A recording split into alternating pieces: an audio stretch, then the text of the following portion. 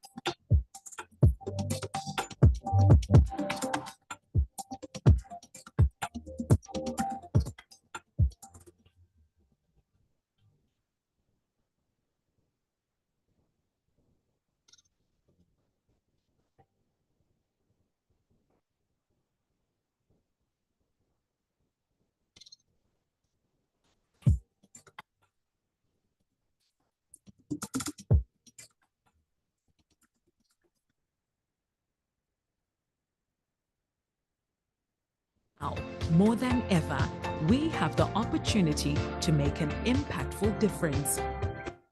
We are committed to keep striving towards developing innovative approaches using technology to reach more people.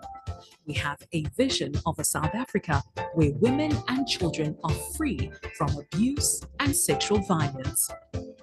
Please join us in the fight against gender-based violence. We cannot achieve our mission alone, and we need your support. Your partnership and funding can make a significant impact in creating a safer and brighter future for women and children in South Africa. Together, let's take the fight forward and create a nation free from violence.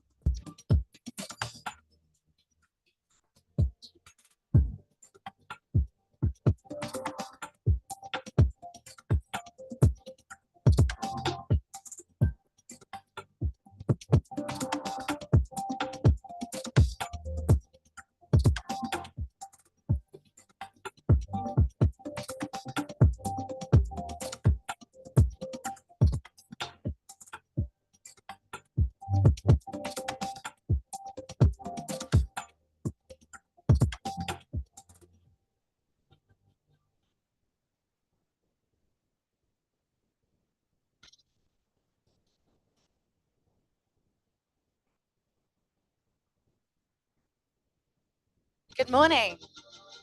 Testing, one, two. Testing. Good morning, ladies and the few gentlemen here. If we could please all just take a seat, grab a quick coffee so we can kick off this incredible morning. You all look absolutely stunning, I have to say. Gentlemen, I may ignore you a little because this is Women in Drive today. Ladies, thank you for joining us. My name is Danny Painter. I'm from Jacaranda FM. And my very, very dear friend Kriya Gangia, she was the MC last year, but she's currently in China at the motor show. So she very kindly offered me this gig. So thank you very much to Eugene and the team for having me. I think Eugene's asking for it a little bit louder, please, sir. Thank you. Testing, testing. Eugene, happy? Thank you, sir. Okay, so This is an incredible room of women that often, I think, gets called powerful, resilient, strong. And you are, but I think as women, we're also soft, kind, and we move from a space of love. I have a very dear friend who says, women have the capacity to love anything back to life. And I think we do that in both our lives and our business. So, to you, women, I want to say welcome. Thank you for being here. And please give yourselves a hand for taking the time and networking.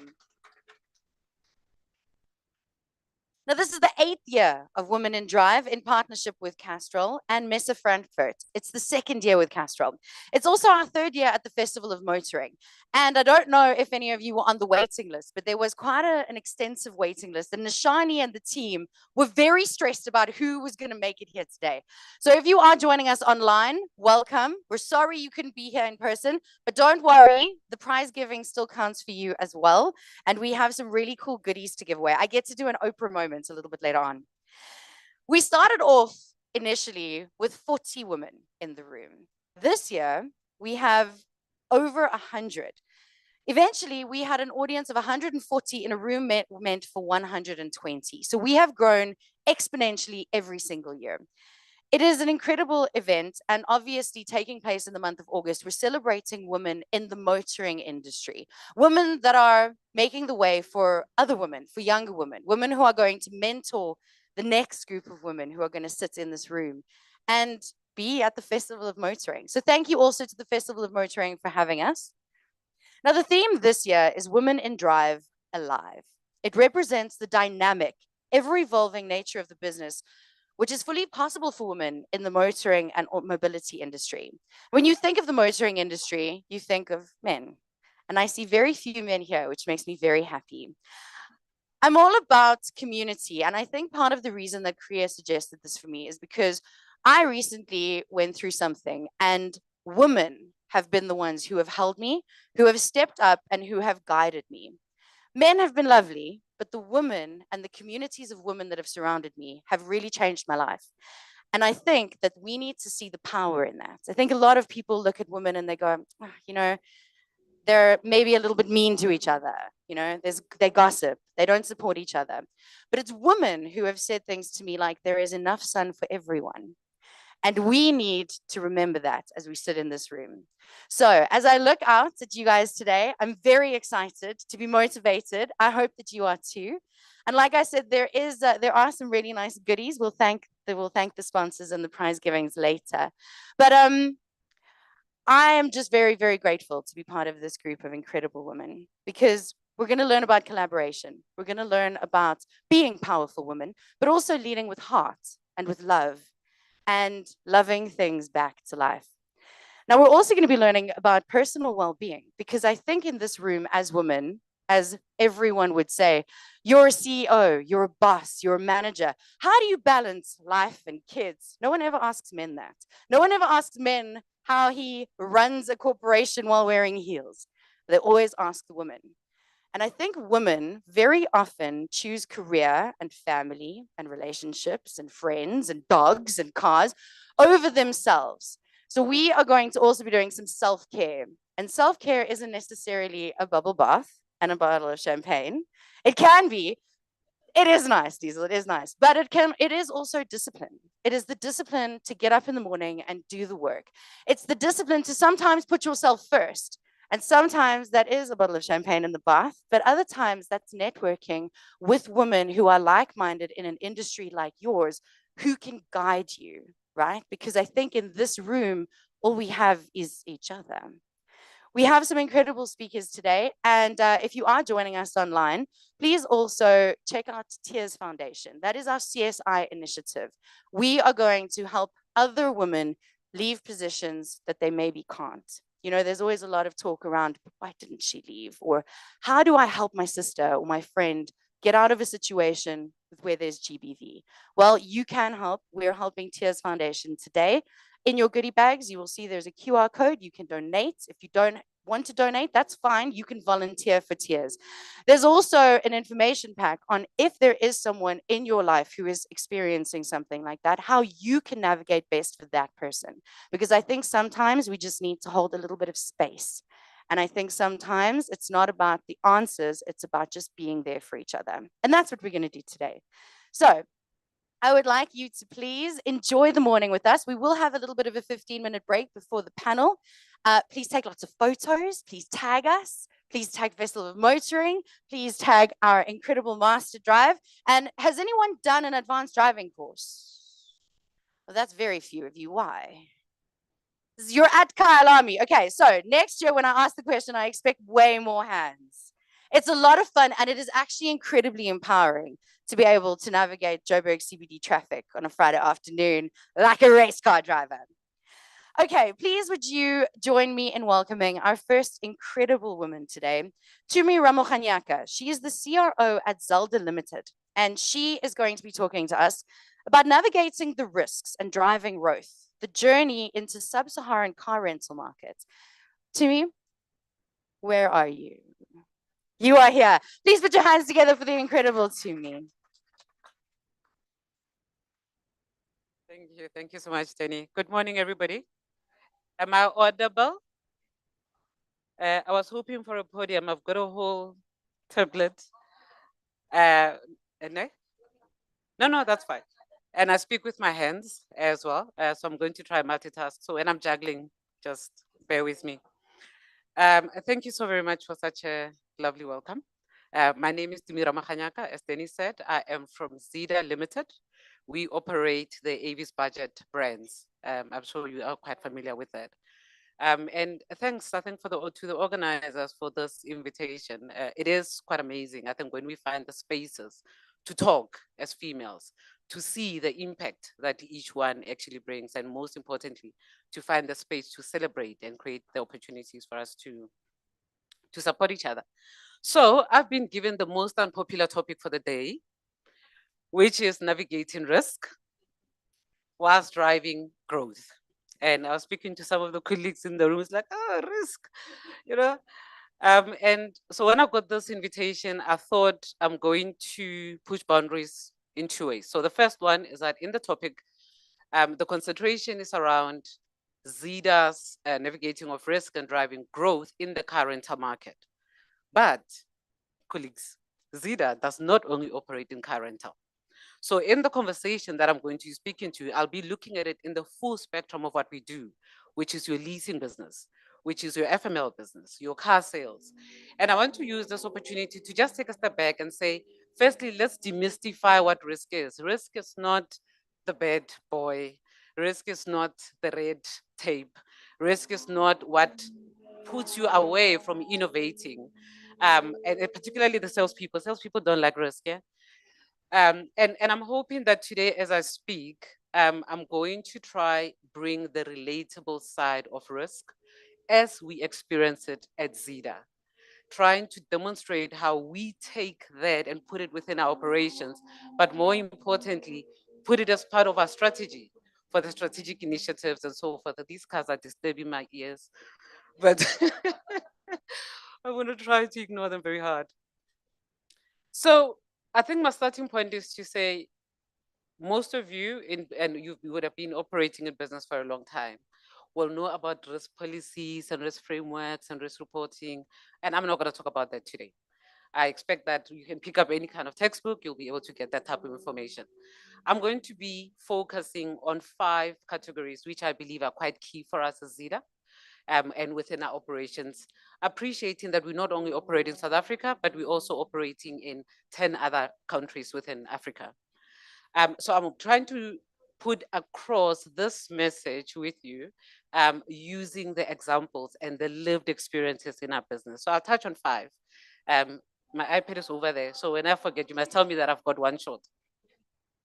And maybe let me start with the first one that would be quite close to our hearts, particularly as females in South Africa, which is the safety aspect and the safety risks that we all face. And particularly for the purposes of this conversation, I'm going to focus on the safety of our employees and the safety of our customers. I think you can appreciate that in the industry that we're in, safety, risk is so inherent, right? It's the nature of the business. And for Zeda, we call our employees brand ambassadors, by the way. The safety of our brand ambassadors is an absolute non-negotiable. Our group CEO, Ramasela Ganda, always says, don't tell me about the cost of safety. Don't tell me about the inefficiencies. If it has to do with safety, it's always top priority. And I think in the way that we do it, which I'm sure most of your institutions most likely are doing it, but I'm hoping that we can share, you can also share back with me, is that we know that safety is a highly regulated environment, right? There's legislations, there's regulations, there's a million processes, there's a million standards.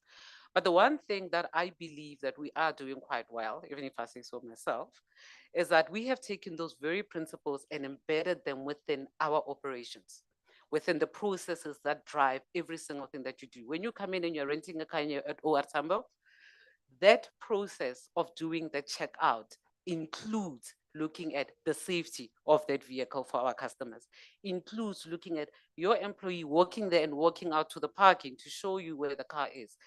They are not exposed to issues of safety risks.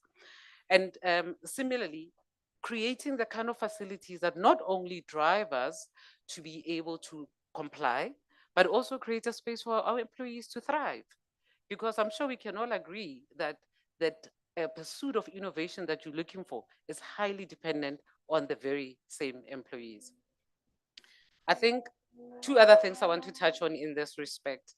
Firstly is appreciating that issues of safety cannot be residing with somebody who runs your occupational health and safety.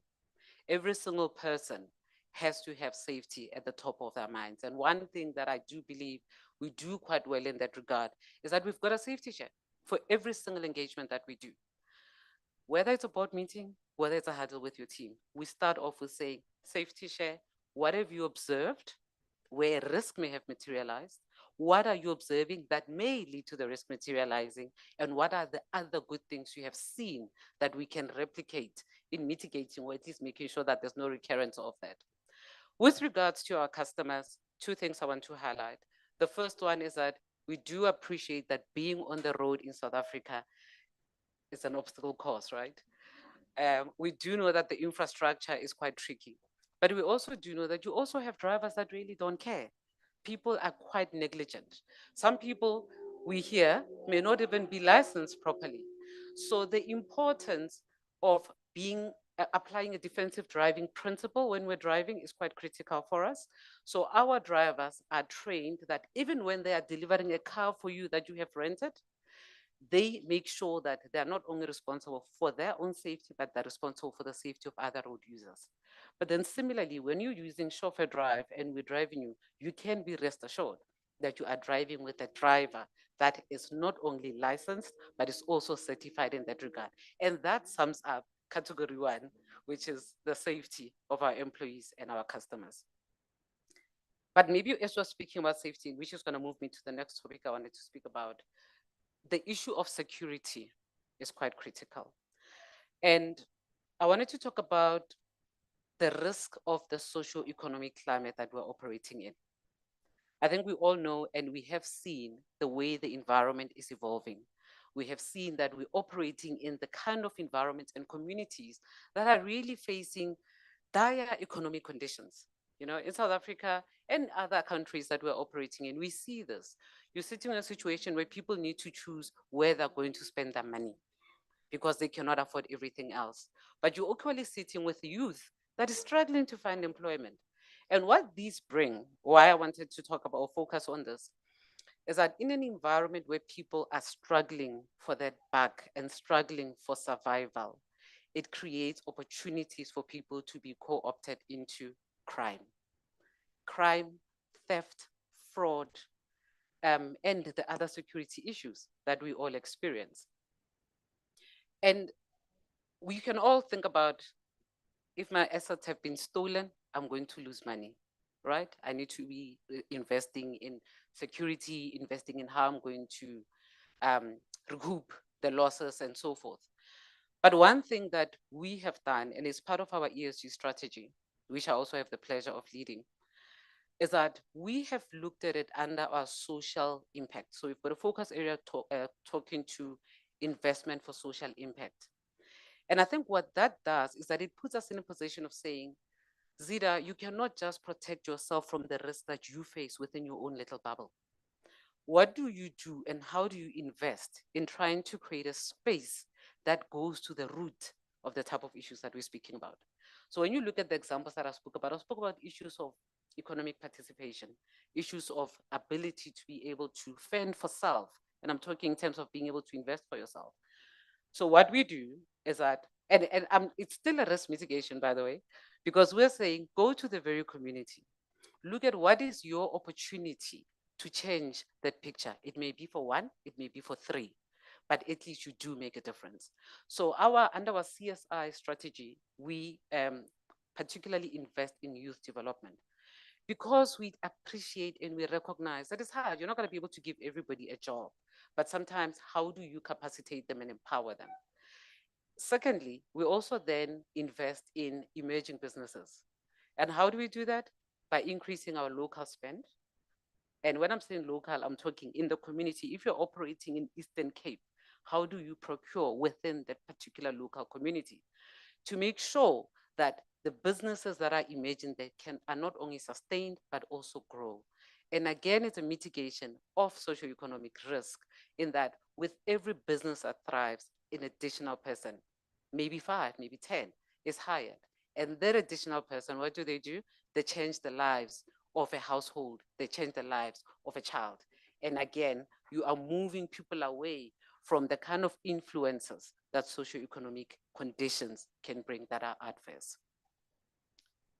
Let's talk category 3, which is talking to climate change. You know the buzzword? Climate change, everybody thinks,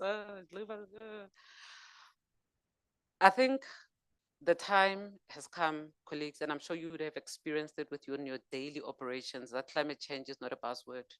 It is not a Twitter word. It is not a YouTube topic or a video. We would have noted that, I mean, we had a similar incident that we experienced 3 months ago. The hailstorms and the hail damage that was in KZN. A lot of companies suffered damage in that regard. We know we've seen floods. The inclement weather is not going away. Now, the question is, to what extent are we as businesses taking stock of that type of impact on our operations and the sustainability of your businesses and the money, because it is costly. You've got one of the 3 options, the way I see it. You can firstly let your assets suffer from it and then pay to fix them. Or you can invest in your infrastructure and make sure that you protect them. So I give an example of hail damage. It means for us, we operate in vehicles. We have huge fleet. Are you going to put in all these measures only? Or you can just take insurance cover. But the insurers are not very friendly right now in issues of weathers, right? And I highlight it because it's something that we think about and we say, what are we going to do to protect ourselves from that impact? But there is another element that I would like, especially as being in this industry, for us to think about what is the impact of our operations on the climate. It is not good enough for us to think we're receiving. We need to also think about the fact that we are contributing to it. And for ZIDA, again, on our ESG strategy, our operational impact has got 3 commitments. And people thought, ooh, are you sure you want to do this? And now we're proving that actually it's doable. One is to reduce our water footprint. We do cars, so we wash cars. But you cannot afford to keep using municipal water, right? We do know that there is issues with water, including the communities that we're operating in. You cannot afford to impact those communities negatively. 2, waste. So when you bring back your car and then it's being serviced, there's oil, those type of things, the type of waste you have can contaminate the environment. And again, it puts us in a position to say, what is your responsibility, Avis budget, that makes sure that you will continue protecting the environment? And then lastly is the carbon emissions. We all speak about the carbon footprint, a very exciting one, right? And especially in South Africa, we all speaking about, EVs. And then somebody comes back and says, I'm not so sure. And so those type of things, it's things that we are putting on our strategy to say we need to push ourselves further, because not only are we managing our risk, but we're managing the risk of that environment that we are operating in. Maybe the last 2 points I would like to cover before Eugene throws me off the stage. I see you. I think let's speak about the regulatory environment. So some companies will operate in South Africa, and I do think that you may have a slightly easier struggle if you only have to know the legislations and the regulations of one country. We have the pleasure of operating in 11 countries, which means every single country has its own legislations. On top of that, it's got its own nuances. And you cannot ever operate. You know, I always say your license to operate is in being the kind of institution that actually takes its responsibility of corporate stewardship seriously. When we're operating in Namibia, it is our responsibility to make sure that we understand those legislations. But further than understanding it, including making sure that you've got your own universe, all legislations, which ones impact you, prioritization, but it's also to have a very realistic picture of what is your degree of non-compliance. Right now, if I just choose you and I said, which of the legislations within your institution do you believe you are not fully compliant to? I don't know if all of us know that. You know, people are in sales, people are in operations. Every single thing that you do to some extent touches on the degree that your institution is being compliant. And having that good sense of this is where we're compliant, this is not where we're compliant. It's not necessarily that you're trying to, shout out what you're doing wrong, but it puts you in a position that you can empower yourself to fix it. And then maybe the last point I would like to highlight here, and we had a very interesting policy committee the other day, is that there are some legislations that will not be applicable to your country now, but it exists somewhere else. And how do you borrow from it such that you are leading the pack? The policy committee I was speaking about, we're looking at menstrual leave as an example. Zambia has got a code on menstrual leave. We have not even started the conversation in South Africa. And when you, again, I'm going to put a risk spin to it, is thinking about you have this workforce that needs to create support and an enablement of diversity for people to thrive, right? We want to drive the type of diversity. Our institutions must be representative of what country that we're operating in. But then you also have the issues that, like you were saying, Danny, of females having to be, you're balancing the laptop, you're balancing the pot, the baby on thing, and you're still in heels. Okay. I saw that. So it's that type of thing, but it's trying to create the space to say, how do we borrow the legislations that are good practices in other spaces? And then the last one, and I'm concluding, I do see the 2 minutes, is that, colleagues, when we speak about growth in 2024, we do know that you need to think beyond what you've always been doing. Because 2024 is a year of innovation, pushing boundaries, thinking out of the box. People talk about digitization. People speak about usage of data to your advantage. And that is great. That's what salespeople drive. Even us who support the salespeople also drive that. But what it does is that it brings certain degree of risks. Remember when I started, I said risks are not seen as hindrances. I don't know if this is still on, but I hope you can still hear me. Risks are not about driving hindrances, but it's about how do we set you best to achieve your growth aspirations that you aim for. So when I speak about all these market disruptors, the emerging and the changing needs of your customers, the question becomes, how do you utilize the concept of risk in making sure that you are seeing the touch points of all these factors that you're speaking about? How do you measure? Because somebody who's in risk here will say, oh no, we're not going to do this, it's too risky. But colleagues, the age of risk right now doesn't only say what is the risk is going to bring, it also says what is the risk of not pursuing it, because that also comes at a cost.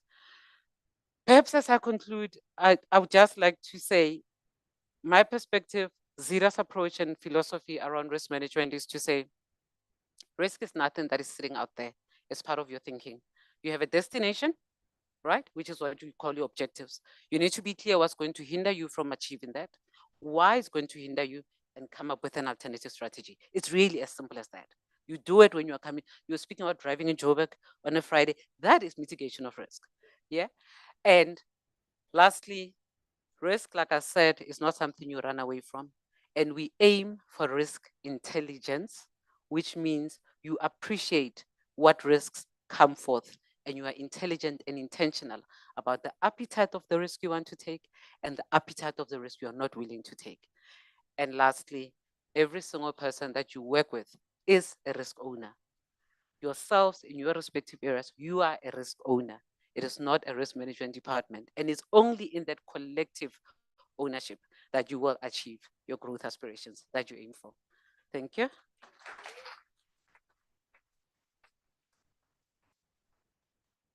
And you didn't use the iPad. Tumi Ramokanyaka, ladies and gentlemen. If you have just joined us online, welcome. This is an incredible morning celebrating women in the motoring industry. And we'd also like to introduce FNB and MUA as our gold partners this year. Thank you so much for partnering with us. It is Women with Drive, and the theme this year is alive. And I think after that speech, I'm definitely feeling alive, but also a little bit guilty because I've never wondered where my oil in my car goes. And now I'm going to think of that all the time. I'm going to be like, what would Tumi say about this? Yeah, but it's true what you say, not just in business, but I also think our personal lives. I think climate change is real. Liesl and I were actually speaking about it outside. It's not just a buzzword, you're right. But how can we then, in our personal lives and our business lives, make the difference? And it's small things like that, right? Where is my oil going? Do I really need to drive there? Can I walk quickly to the shops? Do I need to be sitting in traffic in Joburg on a Friday afternoon? No, I'll stay a little bit longer, maybe work a little bit harder, or do some self-care, go get a massage, because I think we all deserve that. It is August after all. It is time to introduce our second speaker, Siasanga Mbolekwa. I'm really sorry, I'm trying. She's channel sales manager at BP, and the topic for this is powering women's success, Castrol's commitment to diversity and innovation. Please put your hands together for Siasanga. Do you want me to hold your iPad? That's okay. Yeah, I think I'll hold my iPad. Maybe let me put it here. Did it work? Okay, I'll try. I have to keep it there, otherwise I'll keep you guys here the whole day. So good morning, everyone. Thank you for joining us today. Thank you to all the lovely ladies in the room. And firstly, I'd like to thank MasterDrive for the invite. Thank you. I'm honored to be here today to share my journey with the ladies in the room. I'd also like to say all of you ladies look really amazing. Give yourselves a hand. I think in line with the theme, Women with Drive, I think all of us, if not 90% of us, probably drove here today, right? And sometimes we don't think about it that much, but I think all of us are women with drive, you know, whether you're driving a car, whether you are in a taxi, you're a secondary driver, whether you're driving the trolley at the mall, you're a driver, whether you're driving people crazy, you're a driver. And I think it's really important to highlight that women are drivers of everything, multifaceted, driving change as well, because that's what a lot of us women do in this space. So talking about Castrol's commitment to diversity and inclusion, I think, and in diversity and innovation, I think I'll share a little bit about my journey. I am from the Eastern Cape. I was born in the Eastern Cape in a very small town called Stagsprate. I'm not sure if any of you know it in the room, but it's okay. You know it. At least someone knows it. I later moved to Joburg, where I did my school and tertiary. And prior to joining Castrol, I had a very small stint in advertising. But I think because I'm someone who really loves hard challenges, I was like, corporate I go, and I joined corporate. It's been 8 years with Castrol. And I think I came into the business in a time where transformation was still a talk. And I think I'm very proud to stand here today that I am walking the talk. I'm walking the talk and the commitment of transformation. And I think I'm a great testament of Castrol's commitment to diversity and inclusion. I started in Castrol in a very exciting role. I was the executive assistant to the sales director. And I think it was a very exciting role because I got the bird's eye view of the business. So I didn't come into corporate to start in a specializing function. So I spent quite a few years in that role, just enjoying learning about the different functions within the business. And I think very quickly, I learned and grew curiosity towards the sales function. And I knew for a fact that I wanted to be in sales. But I think the challenge at the time, there was the underrepresentation of women within the sales function. So I think that was my first fear. I was like, oh my goodness, I really want to do that, but I don't know how I'm going to do it.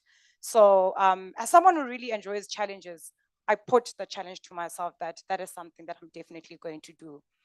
I'm curious by nature, and in my language, my mom says it all the time, we are pap. I'm curious by nature, so I think I put my hand up for many opportunities within the business.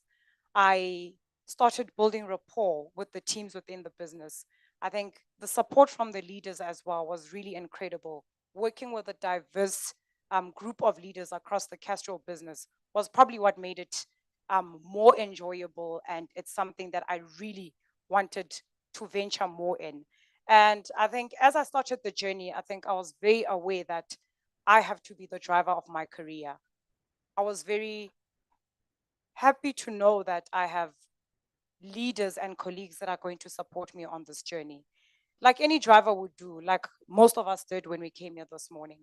For people who know Kailami at the back of their heads, they probably just drove straight here. But like any driver would do, you plan for your journey. So it was very important for me to plan for my journey. I had the vision, I knew the destination. So the planning was very important, setting the goals and piecing the puzzles together was very important for me. And I think for any vision, planning and preparation is really important. As I started my journey, when I'd kickstarted off in sales, and I started off in field account management, where I was actually going out to see customers. I quickly realized that it was a male dominated industry. And in instances where I came into rooms and I saw a woman, I was really excited. I knew that someone can hear my voice, someone knows what I'm saying. And I think there are some women in the room today that are also customers of mine that I've been delighted to walk this journey with. Because women speak a language that men can't understand. Women bring in the flair and the and the flavor that men don't. I think women are unique. Women have strengths that we always tap into. So I think as I continued on this journey, I think it was also very important because I knew the destination. At some point, I hit burnout. Burnout because I really wanted to get to where I was going. And I think what I may have missed along the way was stopping to reflect. And I think a good driver manages their fatigue. We talked about defensive driving earlier. A good driver does do defensive driving. A good driver knows how to manage their fatigue. They know when to rest. They know when to ask for help. The importance of mentors and coaches is very critical for this journey because you reach out to people who will support you along the journey, people who are experts in this field and in this industry. And I think with the support of my mentors and coaches, I was able to navigate some struggles and challenges that I couldn't have navigated on my own. And I think importantly, good drivers continue the journey as well. We have the likes of AAs that help drivers as well. So we have support systems, we have our families, we have our friends, we have our colleagues. And I think knowing all of the support structures that I had in place, I was able to continue on this journey. I was excited about the growth opportunities. I was excited about the industry that continues to evolve. And most importantly, I was really excited about Castrol's transformation journey and how I'm direct part of that journey. iPad.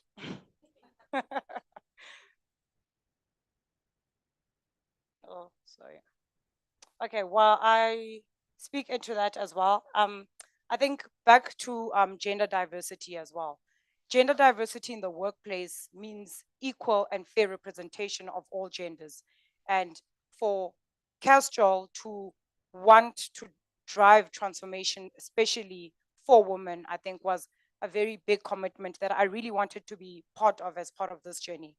Some of the gender equity initiatives that I'm part of within the Castrol business is Women in Sales.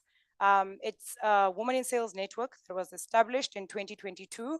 Unfortunately, after I'd already joined sales, but I'm very privileged to be part of that network, a network of women who come together to share their experiences, a network of women who advocate for sales, because oftentimes women in different functions have that dreaded anxieties of joining sales without understanding the function itself.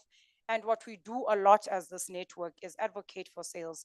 We encourage women to not doubt their skills and capabilities and explore opportunities within sales. It's an ever-changing world. It's an exciting world, and we really do quite a lot of activities around advocating and talking about sales as well. A part of that as well is also building a sales pipeline for women to enter. So direct and intent transformation there as well, where we are building that pipeline. When opportunities do become available in the business, we are looking at a pipeline of women.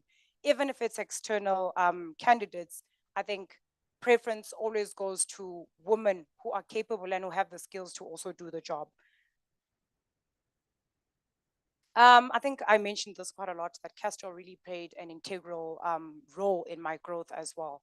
And I think I speak very well about sales. My colleagues know it, my friends know it, people in my networks also know it. I enjoy sales a lot. I talk a lot, by the way. They also know that too. Before I talk too much, I think let me also just talk about the future of mobility within Castrol. Like Dumi also mentioned the sustainability word, and we always have people saying, it will only happen in 100 years' time in Africa. The beauty of it happening in 100 years' time in Africa is that we are going to be part of that change. We need to drive that change.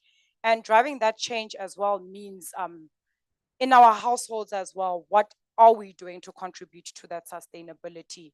What are we doing in the workplace? What are we doing around us to drive that change? So Castrol has also developed a range of e-fluids, because now we were talking oil. When you wash your car with water, the oil goes there.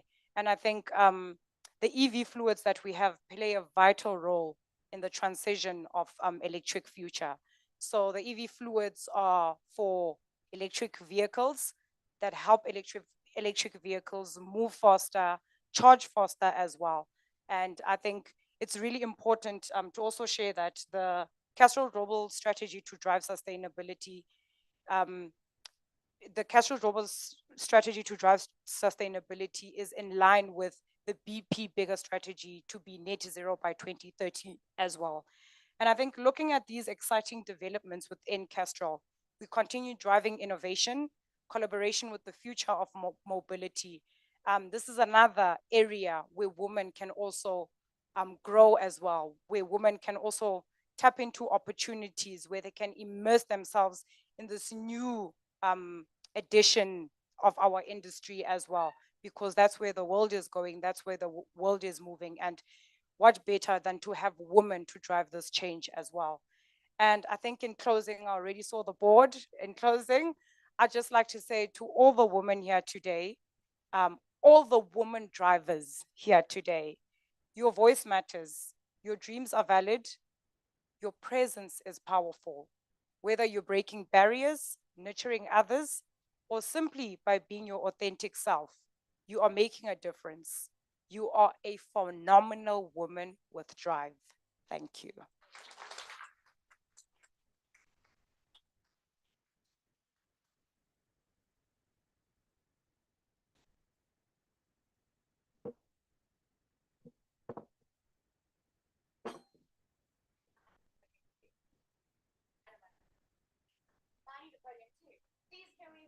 Siasanga, another round of applause. Thank you. You said something that I would like to just reiterate for everyone. Your dreams are valid. And that is both your dreams, the dreams you have for your career, your family, and the company's dreams. So thank you for reminding us that. I think we forget that often. So far, I have only seen incredibly powerful women who are leading with love and empathy. And that is what women do. Now, the next speaker I actually met in the bathroom while she was doing her makeup on the phone to her daughter and someone else who was writing a speech. And she was saying, how important is this? I have 5 minutes. How important is this? But also, this next speaker, ek was in die bos, and ek is bietjie doof. I'm not the brightest light on the candle, right? I speak for a living. And so I went to the bush and I come from Brakpan. Does anyone know where Brakpan is? It's also a small town, okay? Born and bred, still live there. In Almondro Veldskoen. Now, for me, Veldskoen is a red flag boy in skinny jeans, Veldskoen, right? That's what Veldskoen is in Brakpan.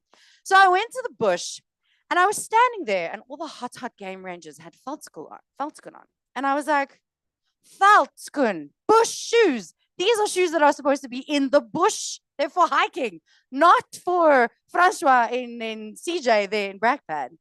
Anyway, so our next speaker is the CEO at Veldskoen. We have shares in Brakpan there. So definitely come and do a talk there. Driekie Sondag, and the theme for this one is 3 families, 1 vision, taking Veldskoen global and celebrating South African craftsmanship. Driekie, the floor is yours. Thank you so much. Thank you, everyone. And first of all, I think that is pretty much the story of our lives for us as women. We're always juggling so many different things, and somehow I think we just managed to get it right. Doing makeup, having a phone call with like somebody in your PR department, dealing with like a issue with your child, it's just, I think that's what makes us women so immensely unique and powerful. And I like to think that it's something that we can do, that it's not really a capability of men. So go women.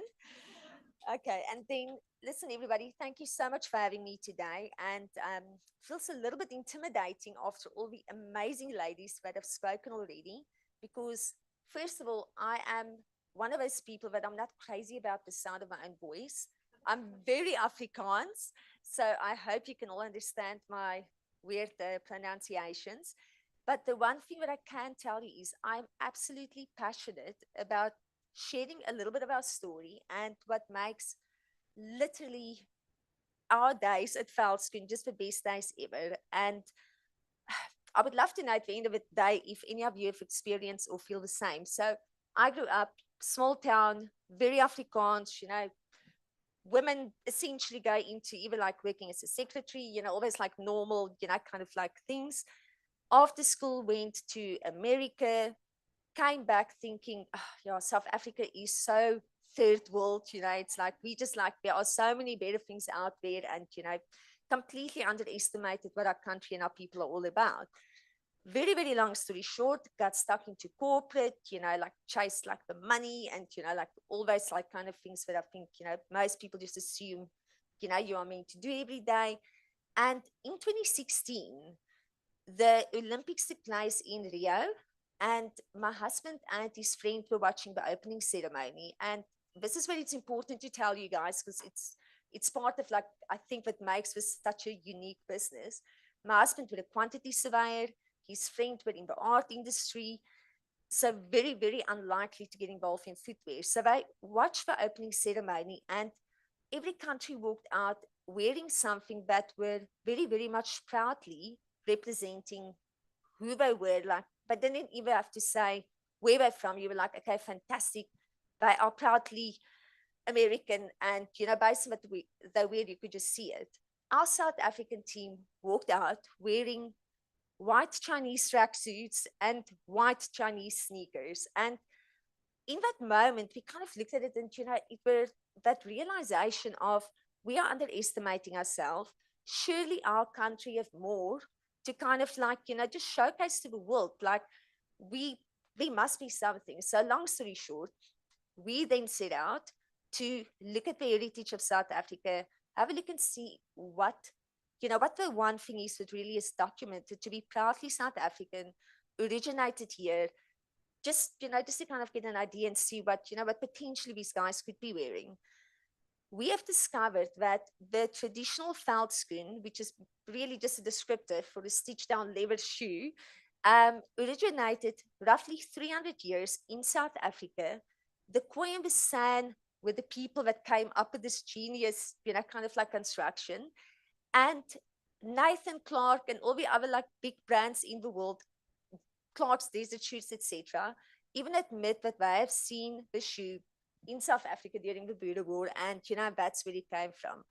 So we then decided that this is something that needs to be given attention to.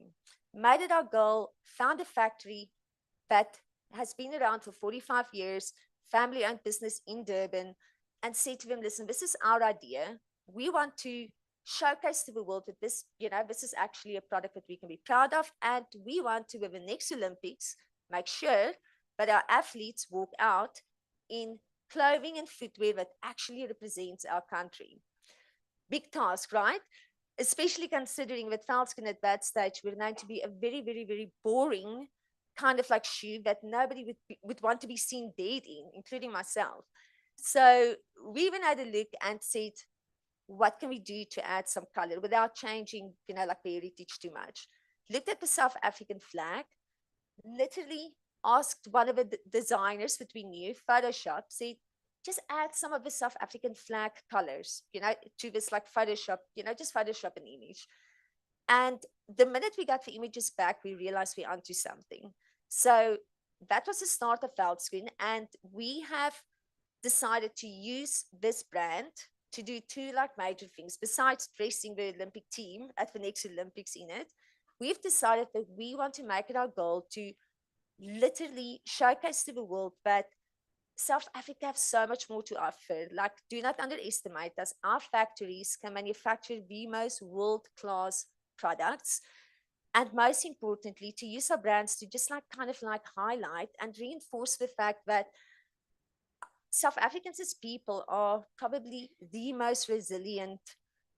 We just like the most incredible people in the world. And we just need to like support each other and, just like be proud and just stop underestimating everybody. And ultimately for us also, one of the key things that we are immensely excited about is that we want to break those traditional, like you were saying, the Veldskin belongs in the bush and, all of that.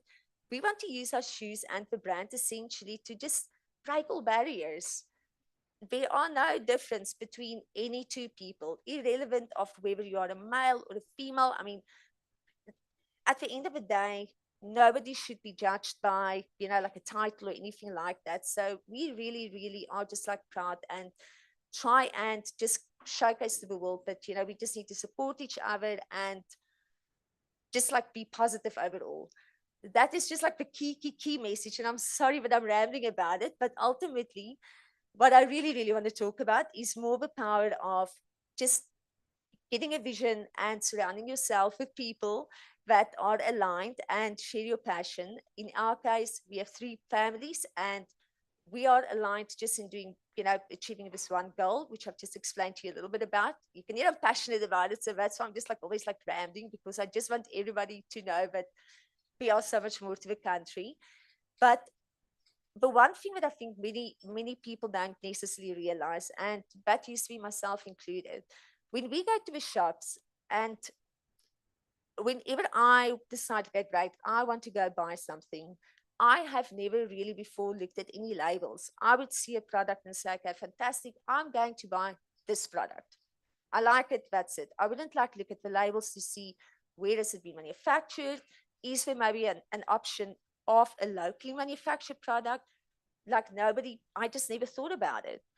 So let me tell you guys, if every single one of us change our mindset and tell the next person, just to next time shop around, and it goes for every single thing. I mean, whether it's apparel, whether it is like any single product out there, try and find people that you can support that is ultimately going to make a difference and going to stimulate just our local economy. Our products are not just, it's not just like something that, that we can assume is like worse or than any other country's product. Most likely the South African products will actually be of a better quality, be more comfortable, and at the end of the day, you'll just make a big difference.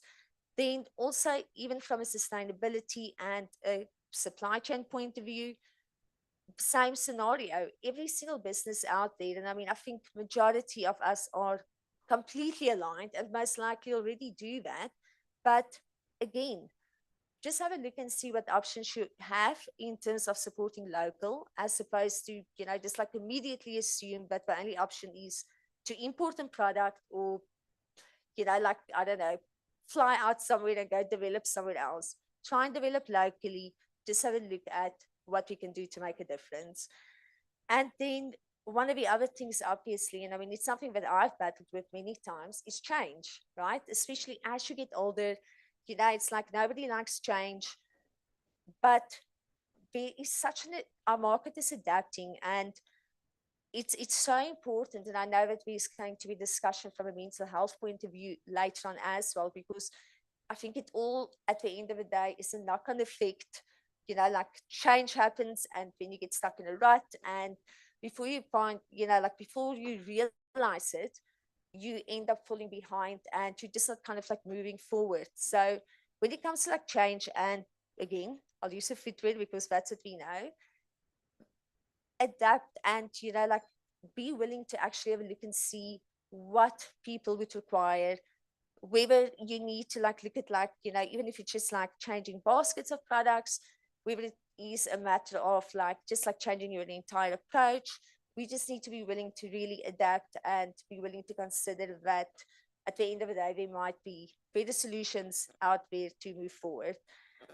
And ladies, when I walked in here this morning and I looked at all of us, I mean, I don't think there is anything more beautiful and more empowering than a group of women just like together and supporting each other. Traditionally, and again, maybe it's a small town mentality, I've always felt that women tended to almost do quite the opposite, never give each other the benefit of the doubt. But I really, really believe, and I mean, I can already see the difference just in the general kind of like, when you go out to the streets, even this morning here, I feel like if us as women support each other more, just really, really highlight, like how strong we are, like how capable everybody is. I really, really think that it can make such an incredible difference. And no matter what industry you're in, let's just support each other and see what we can do to just move forward. And ultimately, just be proud of where we came from and don't underestimate what you're capable of. So ultimately, guys, and I mean, again, my only single reason probably for doing anything that I do is just to like tell everybody that don't underestimate what you can do. Don't underestimate our country. Don't underestimate the person next to you, because they truly, truly are so much more that we have going for us. And I think we are probably, I think we're at the brink in our country of the most exciting times ever is. So if we all remain positive, support each other, tell the person next to you, did you know that, each label tells you where the product comes from? Next time, just have a look at the South African option. This is going to be a knock-on effect. I think that we definitely will make a massive, massive, massive difference. So, I'm not going to talk too much longer. So I just want to tell you guys that it is so immensely empowering just to like be surrounded by you all. Um, it's amazing to be here, and I can't wait to hear more about the rest of the speakers and just carry on enjoying the rest of the incredible day. Baie dankie Drukkie. Drukkie Sondag. From Veldskoen. There are very cool Veldskoen. If you don't have a pair of Veldskoen, you need to shop local and lekker and get yourself a pair of Veldskoen. Also, we're going to take a 15-minute break. While you do that, please go and help yourself to tea, coffee, something to eat. But I need business cards, please, because we're doing lucky draws. If you didn't bring a business card, I need my Oprah moment. Don't laugh at me. I see you. If you didn't bring a business card, please write your name on a piece of paper so that you can win one of the cool prizes. And just off the record there, Veldskoen is one of the cool prizes. So please take a 15-minute break. We'll be back in a couple.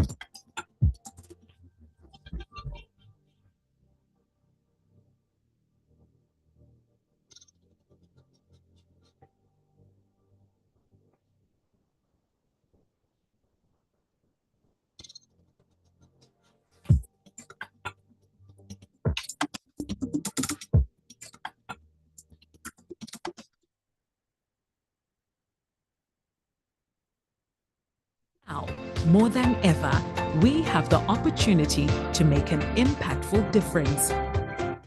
We are committed to keep striving towards developing innovative approaches using technology to reach more people.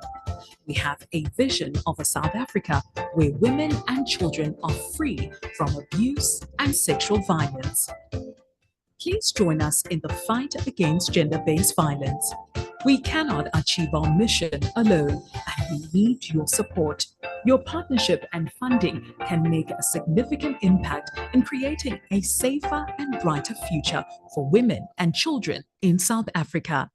Together, let's take the fight forward and create a nation free from violence.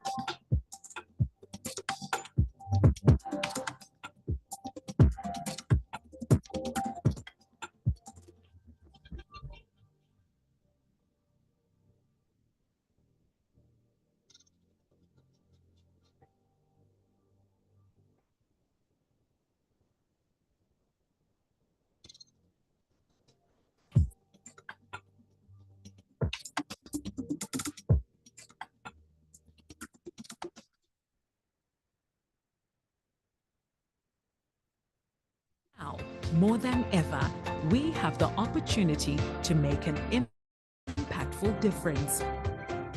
We are committed to keep striving towards developing innovative approaches using technology to reach more people.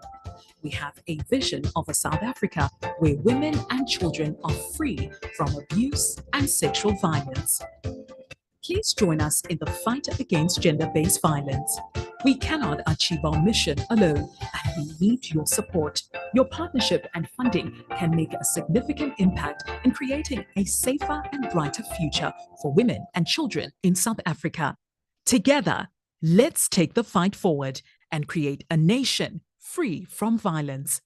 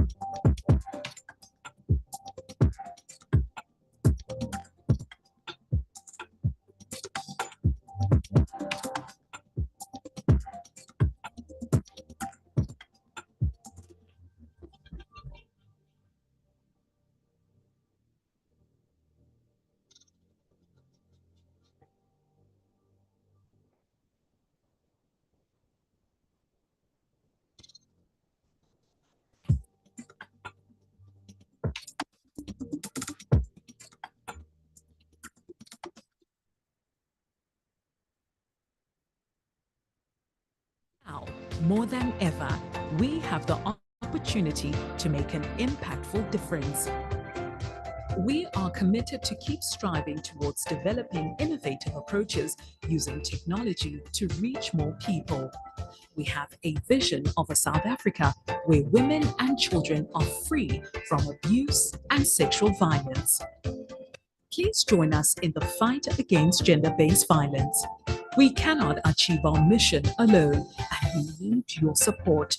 Your partnership and funding can make a significant impact in creating a safer and brighter future for women and children in South Africa. Together, let's take the fight forward and create a nation free from violence.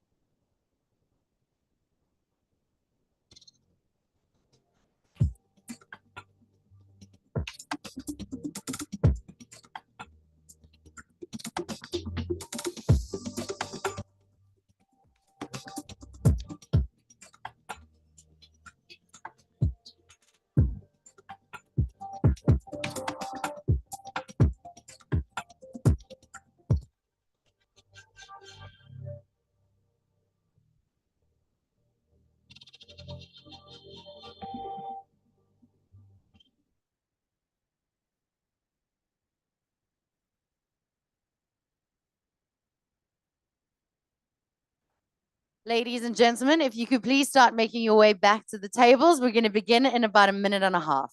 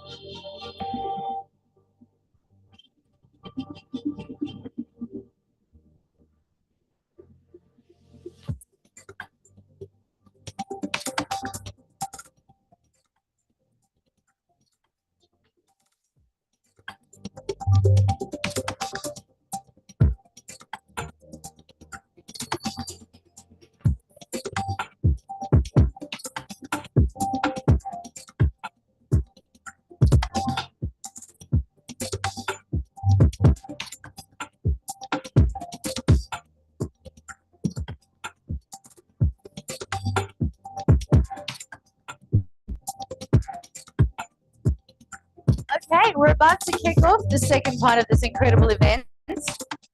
If you're just joining us online, welcome. My name is Danny Painter. This is Women with Drive Alive.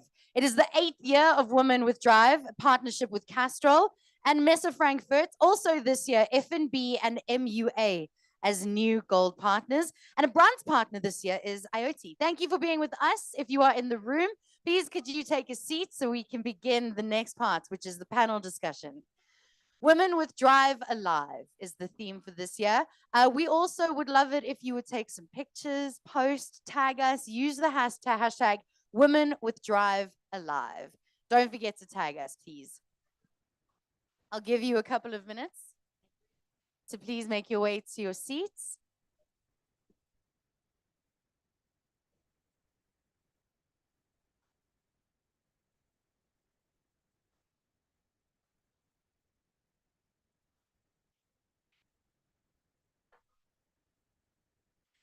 Okay, so we're about to get even more inspired as I am welcoming Florence Musundwa to the stage. Well, the stage.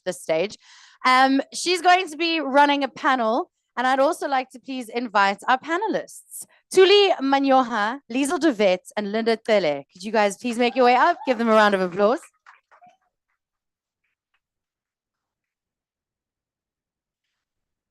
Florence is the director at SME Road Freight Summit Awards. And this panel discussion, I'm going to hand over to her. Ladies, you share that mic. Florence, this one's yours. All right, thank you. Thank you. Thank you. Good day, everybody. You're going to be very, very awake because the theme is what? No. You're going to say it again. The theme is what? The theme is what? That alive is still not alive. It needs to get louder than these cars. So I'm going to give you one more try.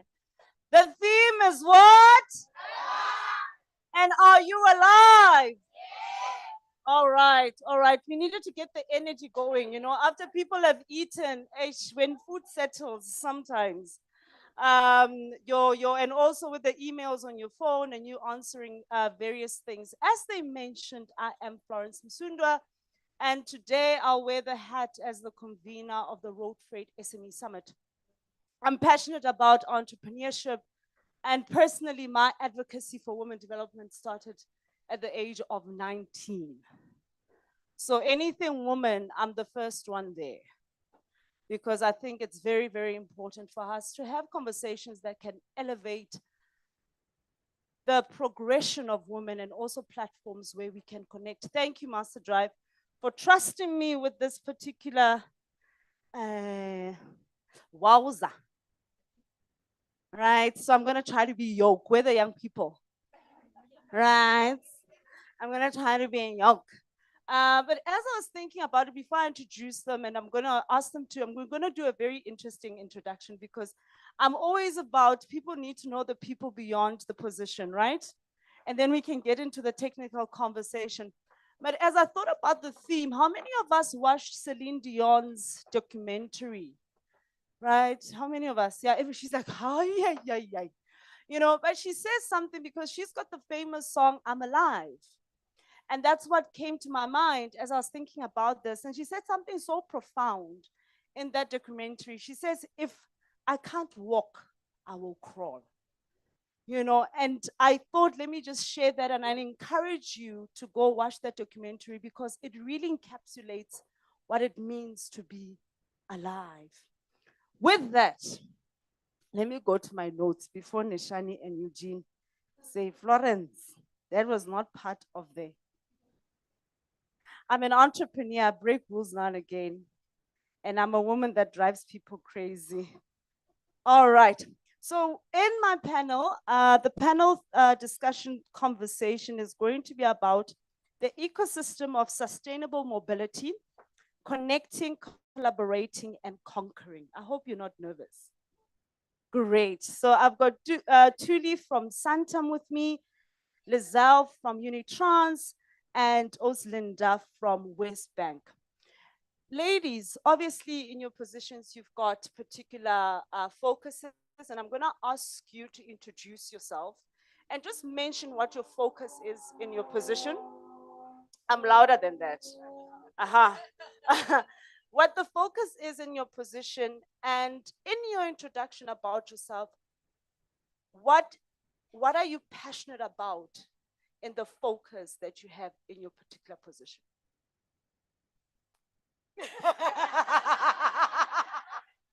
No, I love that. Remember what I'm trying to say? It's women with drive. So I love that. right, she's like, I'm not going to start. Okay, my name is Linda Tele. I am the product head at Fleet Management and Leasing in West Bank. My focus is looking after our key relationships, and that's our OEM relationships, and our focus on client experience as well.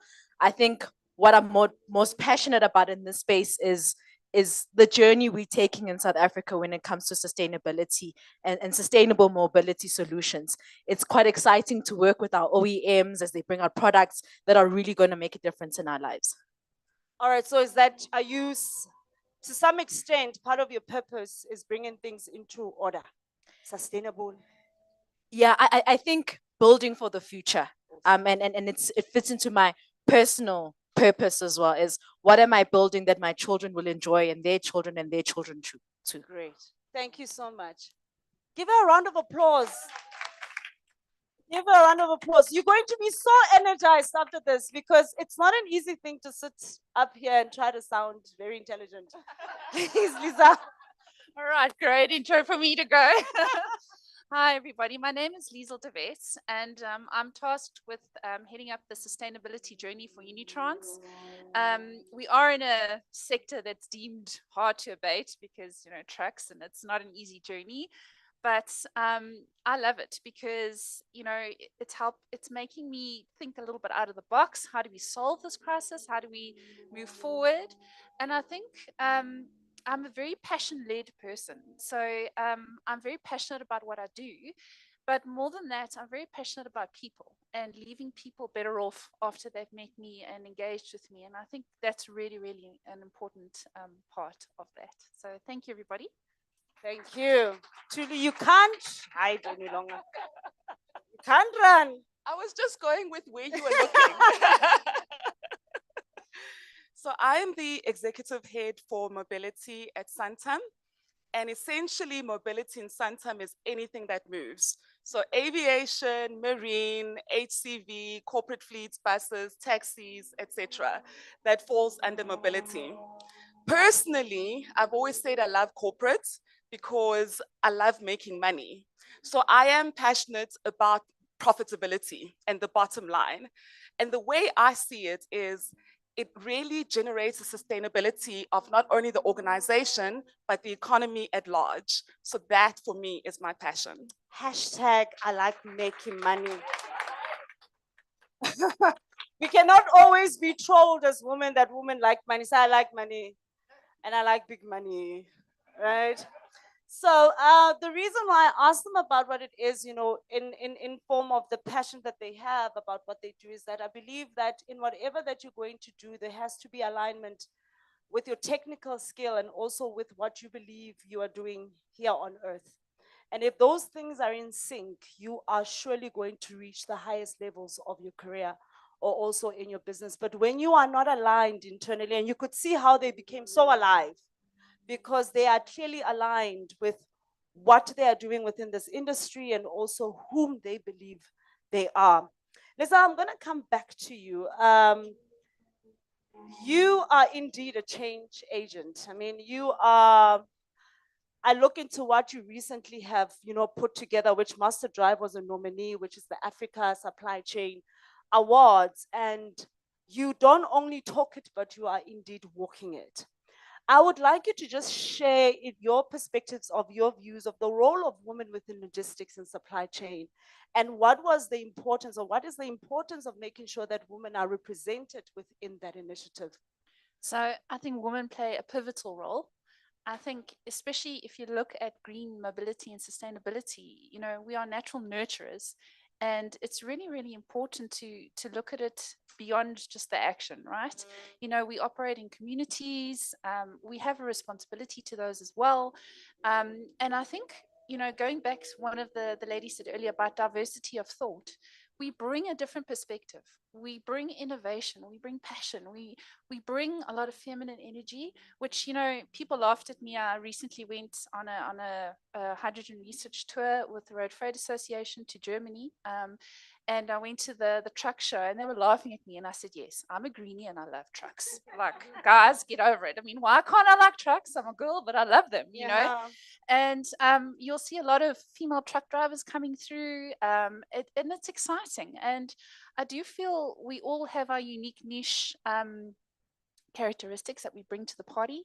And I think women these days are a little bit more bolder than what they were prior. And that's great. Be bold, have courage, move forward, make a difference, because it's easy to do actually if you're committed and you're driven to do it. Great. Thank you so much. Give her a round of applause. Miss Sustainability. Right, Miss Partnership. Yes. Miss Key Accounts. Oh, let's just talk about the trends, right, that you're seeing in consumer behavior in South Africa in the I must get the, when you're doing moderation, you must get the terminology right, because then you sound very intelligent, right? In sustainable mobility solutions in South Africa, what are the trends that you see people are, implementing, and there are different Yeah. choices coming to purchasing vehicles? Yeah, I think what we're seeing is that there's definitely a rise in South Africans' uptake of new energy vehicles. NAMSA released stats in quarter one of this year. New energy vehicle sales grew almost 83%. In quarter two alone, EV sales alone grew about 52%. Now, this is a very small base, but I think it's showing that we are starting to move in the right direction. So there is definitely an interest in new energy vehicles and sustainable mobility solutions in the country. Can you give an example? Which vehicle are people buying? I think there's a variety of vehicles. Maybe not to speak of specific vehicles, but your hybrid vehicles are becoming quite popular. Your EV vehicles are a bit smaller, so I don't want to speak brands, but we have a number of electrical vehicles brands in South Africa, not as wide as a variety as we have in the global markets, but the interest is there. Maybe looking at what the globe is doing from an electrical vehicle and a hybrid vehicle space. The global EV outlook released stats that in 2023 there were about 14 million electrical vehicles sold around the globe, and that's expected to be about 17 million in 2024. Whoa, that's a lot. And I guess when we compare South Africa and the international markets, the big driver in those markets is things like having government incentives, things like technology advancing very rapidly, and also a bigger consciousness and awareness of the sustainability drives. I think that with people having a preference to what am I doing to my environments with the support of the government incentives is something that's really making a difference. In South Africa, we still have some room to go, but I don't think it's quite a bad thing we are where we are. Government has released, or the Department of Trade and Industry has released a white paper on the transition to EV. And there they talk about really understanding what is our context and what will this journey look like, and how do we grow it without killing certain industry and killing jobs that have been there and are supporting the country for a long time. Hundreds. Thank you for even, going deeper in that answer. We back to you. We back to you with what she has said, and also with all the various trends and technologies that are now coming into the space of mobility and people going green. How has that affected the insurance industry? Fascinating, I must say, because we are used to using sort of historical data to model for the future. And now the future is here, and we're struggling with that. That is a reality. So when we look at a fleet of trucks, at a fleet of buses, if 20% of them are electronic vehicles, we actually can't insure them as we speak, because the rates aren't there. They have not been modeled yet. And if we don't have the rates, we therefore can't generate a premium. So from an insurer perspective, we certainly are far behind. We are behind from a sustainability perspective when it comes to the technology that exists in the motor industry. But of course, we like to catch up. So at Santam, we're not going to stay behind the curve forever, but we're not there as we currently speak. And you're certainly making your way there. We definitely are. Let's say cheers to Santam. They are definitely making their way there. Hazel, the work that you do it's actually quite difficult within the organization that you are in. And I'd like you to just talk about one of the initiatives that Unitrans has been successful in around sustainability, and that you are perhaps spearheading as making sure that they execute change and adapt to the future as they're growing. Sure. So I think one of the biggest thing is that whole change management, and getting everyone on the journey. You don't want to be the only one on top of the mountain. Everyone has to come with you on that journey. And I think one of the biggest things, and it's really been a game changer, is that we have a sustainability pledge that our entire exco have signed. And it gives an honest detail of our journey around sustainability to say, you know, we've got lots to do still, and we're nowhere near where, you know, we would like to be, but we're on this journey, and this is what we plan to do to get there. And that's been really, really important. It's accountability, it's support, and it tells the business this is really, really important. Another initiative that I absolutely loved was we had this idea to get green champions in the business. And it was, okay, we're not going to appoint you. We're going to ask you to nominate yourself or a colleague and why you want to be a green champion. And wow, the response, even I thought, oof, okay, well, let's see what comes out of this, you know, maybe not so many, but we got an overwhelming response. And, you know, people generally want to make a difference. They want to be part of the charge. They want to make a difference in their communities. And that was really exciting. So we have a Green Champions program where the guys are part, and they tasked to go into the business and see, you know, what they can do to improve our footprint from a waste, water, electricity, fuel perspective. And actually quite a large portion of that surprisingly was drivers, which, you know, I really didn't expect. And I was very, very pleasantly surprised by that and happy, because obviously our drivers, you know, I've always said you could have the most efficient truck, but if it's not driven properly, you're not going to get the savings you need out of it. So they are very important to our business. So, you know, at the moment, the advocacy is really important. The awareness creation, they're getting everyone on board. Then it's empowering them with the tools as to how to go about doing it and what to do. And I really liked what you were saying, you know, it's a misnomer for people to say you can't talk about profit and green in the same sentence. No, you can talk about it, because that's what sustainability is all about. And, you know, commercially, you know, it's the gap's getting smaller, but it's still there in terms of just going out and investing in a whole EV fleet, for example. But we have a Green Talk Energy Forum where we look at all the different technologies that come out and where we can deploy it in our business. And it's just really important to have a handle on it, be aware of it, and know, so that when that gap closes and you're ready to jump in there, you know exactly where to do and what and where to deploy that. So those are just some of the initiatives that we're busy with. That's great. That's good to hear, right? That's good to hear. As you're speaking about making sure that whatever solution that you're putting together for sustainability, it's fit for purpose. It reminds me of Indra Nooy, who was CEO and chairperson of PepsiCo for a very long time. And they asked her, how did she do it? And she said, she constantly focused on purpose with profit. So every solution, you should think purpose with profit, because you're not running a charity at the end of the day. Linda, I'm coming back to you. WesBank obviously works within an ecosystem with manufacturers and dealers. And I'd like you just to give us insight as to how have you, worked or collaborated with some of the manufacturers and the dealers in some of the initiatives that you have in sustainability. Yeah. So WesBank is founded on building strong relationships within the industry. I think that's been a part of our DNA and will remain a part of our DNA.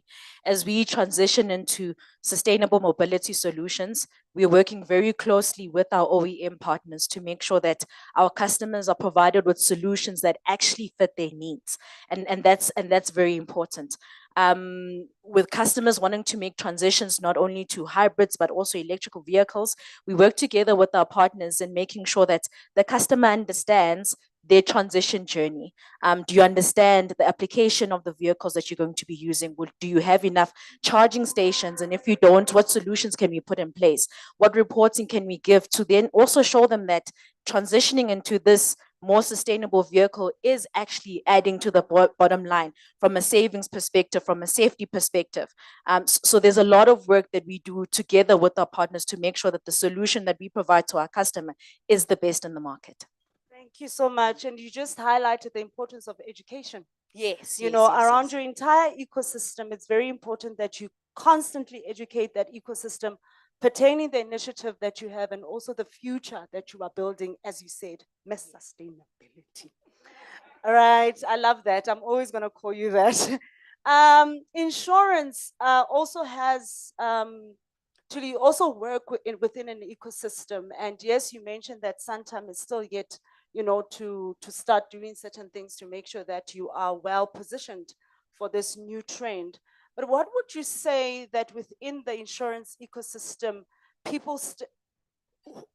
people that you work with still need to understand in embracing this change? Your stakeholders.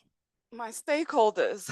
As Santam, I guess our philosophy is about closing the uninsured gap. Uh-huh. And, we see often when one of our clients is in an accident, whether caused by them or by a third party, we often find that the third party is not insured. And that is, far from ideal, because then we're not sharing that risk or that claim with another insurer. So one is closing the uninsured gap. But most importantly, it's about risk mitigation. So not risk management. Risk management is after the fact. Risk mitigation is taking a course with MasterDrive.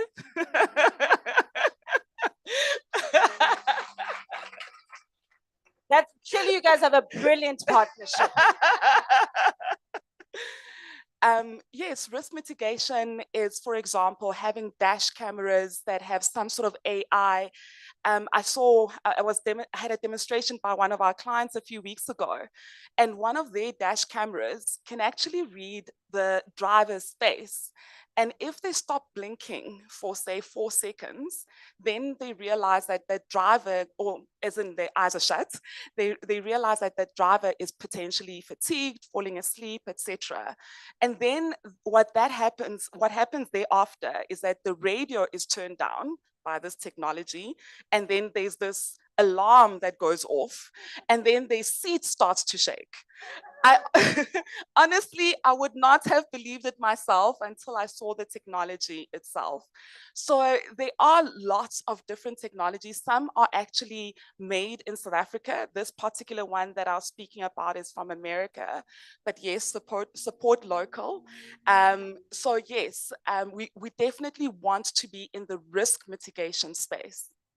Thank you, and also highlighting the importance of making sure that insurance companies partner and collaborate with mobility providers to make sure that our roads are more safe. Now I want to get to you, not the position, right? You, the person behind the position, right?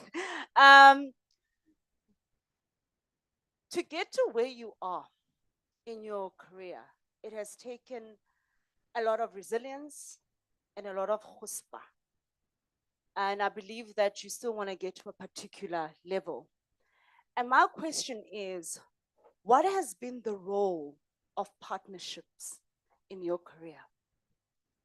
Partnerships have actually made all of the difference in my career. I think no person is an island. None of us are islands. You cannot grow, you cannot learn without partnerships with other people. So in my career, it's been finding a sponsor, a mentor who's going to help me, firstly, unpack where I'm trying to go to and how I'm trying to get there, lead me to the right people to have discussions with to help me in my growth. I think the one thing one of my bosses has always said is make sure that you are the next obvious choice for this role. Nobody must ask a question around who are we going to get and how are we going to get that. It must be that you must network with the people in the spaces you want to be in, and they must know from your work that you do as well, not just the network, that you are a trusted person, you're a person that they can rely on, and a person who will be able to take that role to the next level. So for me, that has been partnerships have been what has actually made me. No, that's great. Let's give her a round of applause. I think that's very important. Oftentimes people just go to work, and they think that they will be seen, and they do not necessarily build those vertical and horizontal relationships. And it's very important, as much as we're having a very technical conversation, but I thought it's very important to talk about more technical actually skills, which are now soft skills, and such insight and being strategic about your career is very important, to have vertical and horizontal relationships as well. Lisa. You, like I said earlier, you are a change agent. Wherever you go, you literally, cause the change that yeah, that's what your bio says, right? And what people will say about you in the industry. But in your personal career walk, it's something to implement certain things in an organization. But you have probably had to go through various changes and redefining yourself in your career. how have you navigated that? And can you share one career?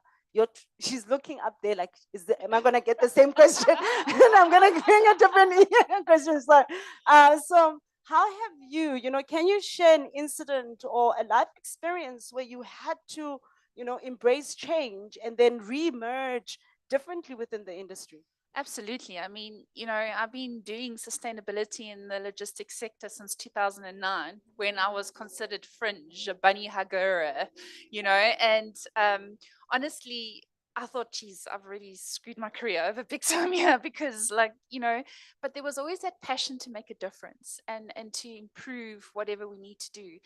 And I think one of my biggest learnings has been in the beginning, it was all around climate change, you've got to save the planet, all these kind of things. And you'd go and you'd talk to your exco and they're kind of like, yeah, okay, let's move on to the next, So it's learning to say, okay, what is the business language? How do we bring these two together? How do I add value to your life in terms of the space, And it's not always an easy conversation to have. But if you don't pivot to that kind of conversation, you're not really going to get traction as you would in there. So I think that's what I learned early on. Be careful with your words, how you position it, how you say, and always add the value. And that could be the connection with the people, because that's so important. I think we've lost the ability sometimes to really connect with someone. Our previous CEO used to always say, if you're going to ask somebody how you are, you must be prepared to listen to how they are. Don't just say, how's it, and then walk off and there you go into the sunset, And that's important. People want to be seen. They want to be heard. They want to be, and I think that's really what I've learned. That's what you need to do. To connect with people. Yeah. And resilience. Oh my gosh, a big dose of resilience. And have you ever come across a career life defining moment where you had to redefine your career? Yes, I have, but I've never changed my purpose. So, you get management changes, you move on, you have to find another role to do potentially. But my purpose has always been aligned to what I deem really important. And looking after the planet, being a voice for the voiceless, that is really important. And I even worked for an NGO for a little while for feeding schemes in Africa. And I mean, to think that over 1 million children, and I'm sure that number's higher in South Africa, go to bed hungry every night. I mean, this is our future generation, our future workforce, and they've been stunted because they're not getting nutrition. It's hard to believe that, right? I mean, and that was also such an eye opener for me personally, that I would never have been exposed to if I didn't do something a little bit different. And it adds to who you are as a person at the end of the day. All these experiences and changes help you grow. But I can honestly say my purpose always remained core to me, and that never changed or swayed. Let's give a round of applause for that. I think that's so profound, because there could be somebody online and somebody in the room that the company is going through restructuring. They might lose their jobs, or they're just at a cul-de-sac. And I think it's so important that we have these conversations, that though there could be a change in your life or a defining moment like that, don't lose your purpose. Remember why you are doing what you're doing. Risk in career, right? As we build our career, and I think the previous speaker also spoke about the importance of being politically correct in organizations, understanding the language of an organization. What would you say for a young girl sitting in the crowd that's building their career around understanding risk and building a career as a female within an insurance industry? I wasn't always in insurance. So please just speak about it. Yes, broadly. I will. So there are two words for me that come to mind, and some of my colleagues that are here would have heard me speak about them yesterday. The first one is tenacity, and the second one is responsibility, or to be responsible. And in building one's career, you need to be tenacious. It's more than just putting up your hand. It is about actually fighting for what you want, fighting for that role that you want, because the environment is such that it tends to be hostile to bright women who actually should be sitting at the head of the table. So you need to be tenacious, you need to be courageous, and you need to fight for what you want. So own your space. I know we've all heard that before, but these are the 3 words that stand out. Then responsibility for me is you need to do these 3 things, or specifically be tenacious, fight, etc., responsibly. So you can't be reckless with your career. You need to be responsible. It needs to be measured. And your words, as Liesel said, need to be measured as well. So you need to plan for your next move. Your career is really like a game of chess, and you need to approach it in that manner. When your next component makes one move, make sure that you are 5 steps ahead or 5 moves ahead, that you can anticipate how they're going to maneuver. And it is ultimately about outmaneuvering. All right, no. Thank you so much. They say we've got 15 minutes. Let's relax. Let's go. Continue. Leadership in mobility, leadership, obviously, in the ecosystem that you are working in. But as a female leader in your organization, what would you say is a very important leadership? And this question is for the 3 of you. Leadership skill that we often forget, but it's imperative to thrive in a male-dominated industry. So I'll start there. So when I started my career, I was a little article clerk in Deloitte, that's somewhere here close by. And all my clients were banking, which meant that 99% of the clients were male that I had to engage in. So the first thing that I noticed when we would be in a meeting room, especially from the client side, less from a Deloitte side, was the men would, puff out their chests, and it was about whoever had the biggest ego, the loudest, voice, etc. And I would sit there and observe this and ultimately make my move, which would end the conversation, because you've observed, you've listened, and you've come up with, because we're all smart, you've come up with whatever the solution should be. So in a male world, do not adapt to how men are. Play to your strengths, okay? And men actually see that and admire that, and they invariably become drawn to you as a human being, less so as a woman, but as an intellectual being. And that's what men typically are drawn to. So it is about really, again, coming to how do I show up, or how do I make sure that I'm going to have that ultimate impact that I want to have. And sometimes it is sitting quietly. Sometimes you actually don't even need to conclude, because just by your quiet presence makes them nervous. These are serious nuggets, serious mentorship, free mentorship. Let's give a round of applause for MasterDrive. For me, it would be authenticity. Be authentic, be real, and integrity. Integrity has always been one of my core values and something that I subscribe to quite strongly. If you're going to say something and you must do it. Don't make false promises, and that also leads to authenticity and being driven by passion. But passion uncontrolled could also be a problem. So you need to be authentic in what you stand for and what you're doing, and you need to have integrity. I always say my work must speak for me. That's really important. I love that, and that's true. And I think in addition to that, I think what we do as women is when we finally get a seat at the table is we want to work hard, put our head down, and we believe that will be enough. I think as women, it's important to be able to, one, read the room, read where the room is going, what direction is the room taking, and two, in Judy Ngasana's book, she says that men are our partners in the advancements of women in this space. Find men who can help you understand the environment as well.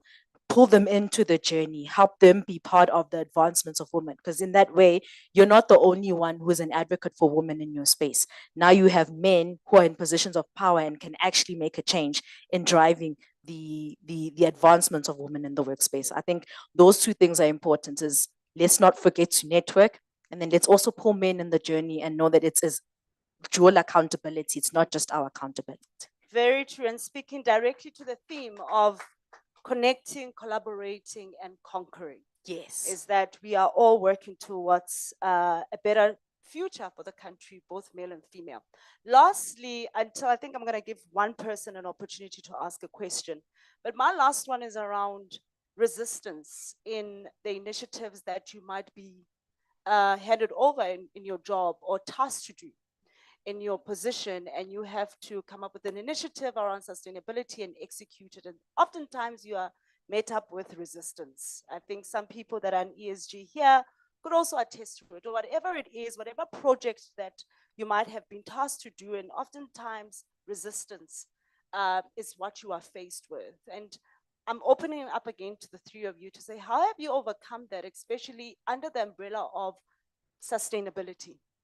The projects that you've had to spearhead, what resistance did you come across and how did you navigate it?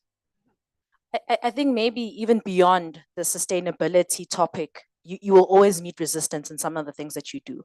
And as you can tell, I'm a networker, I'm a partner. So for me, it's also being able to lobby. So before you go to that exco to present your presentation, because sometimes we'll do the most great presentation and we've got it in our minds that, yes, this is just going to go well. But we haven't taken time to speak to our stakeholders to understand, what is your concern when it comes to this initiative? What do you support? What don't you support? And when you take time to understand what your stakeholders are looking for, and like Liesel said, speak that language. Like we've also spoken about being tenacious as well. Take that time to make sure that your project is speaking to your stakeholders as well, and how do they support the growth of this? How does it impact risk if you've got a risk partner in the room? How does it impact sales? From a finance perspective, your CFO is probably going to be the first one who says no when you come up with costs. So how do you show him the value of the project that you're going to do? And I think that stands for anything that we're trying to achieve in the work environment. In addition, somebody would say, I'm there, I'm doing it, but I feel like giving up because really it's hard. I'm not getting buy-in and it's part of my KPIs.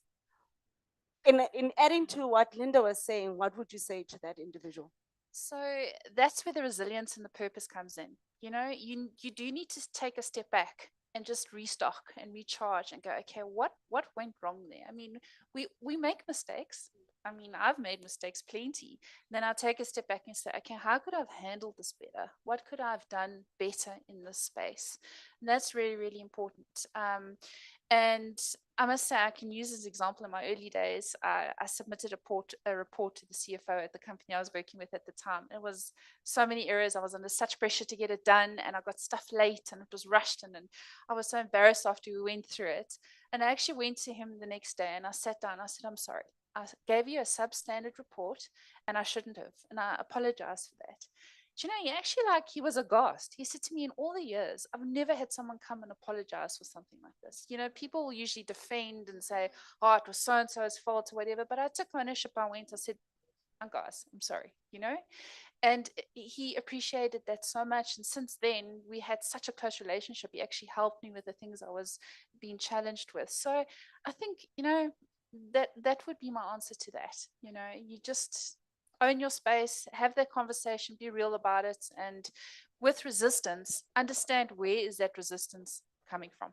What is causing that resistance? And I always find the most difficult, challenging clients or people that I engage with, if once you get through that, they actually become your best and your strongest sort of cheerleaders at the end of the day.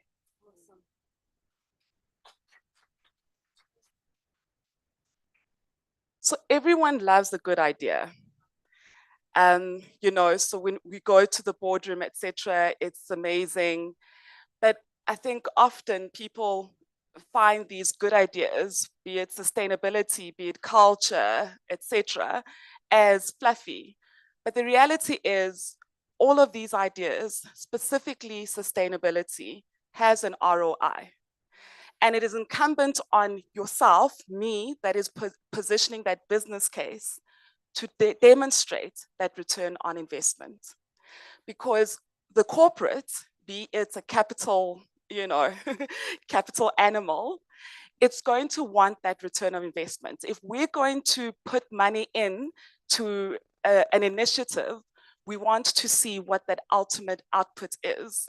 So yes, coming back to MasterDrive, if we as Santam, for example, engaged one of our large clients and said, you know, take all your drivers through a MasterDrive course, they are likely to be able to navigate situations on the road so much better than most other drivers.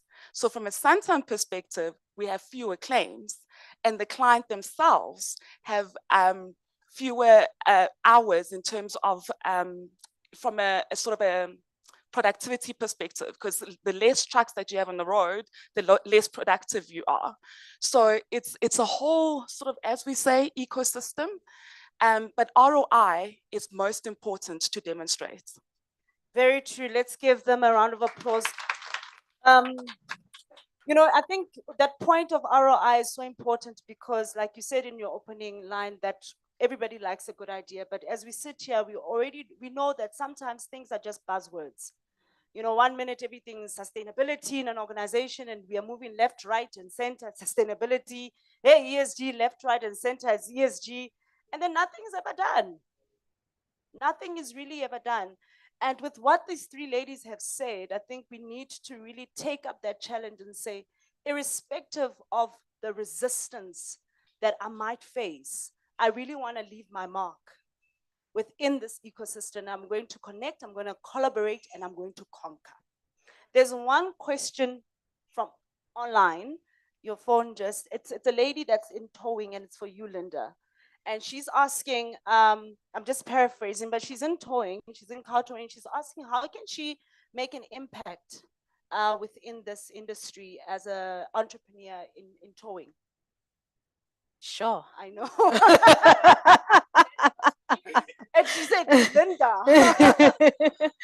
I think it's important to know the environment that you're operating in as well. So who are the industry's players? What opportunities are available in that industry? Who is best to partner with? And that again is speaking to networking. So if there are, I know there are towing associations that are available out there. Are you participating in those towing associations? Because those associations and other partners will then make opportunities available to you.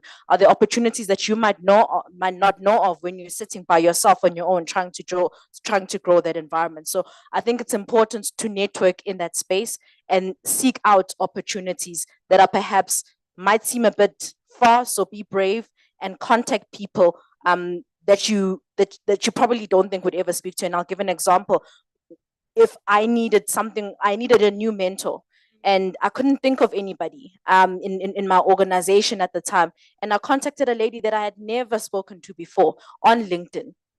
And she responded and she became my mentor for that period of time where I needed external ears. So again, as you're trying to grow your business, network, reach out, do cold calls, don't be afraid to do that, but also understand which bodies and which networks do you align with that will match your growth. I hope that helps. Yeah. Insurance also wants to, because they work closely with. Yeah, I mean, it's one of our biggest costs, towing, motor body repair shops, etc. So from my perspective, the networking is very important from an insurer perspective. You need to make sure that the insurers know you, And of course, we're always looking for Black-owned, Black-owned entities in our environments, and it's so hard to find them.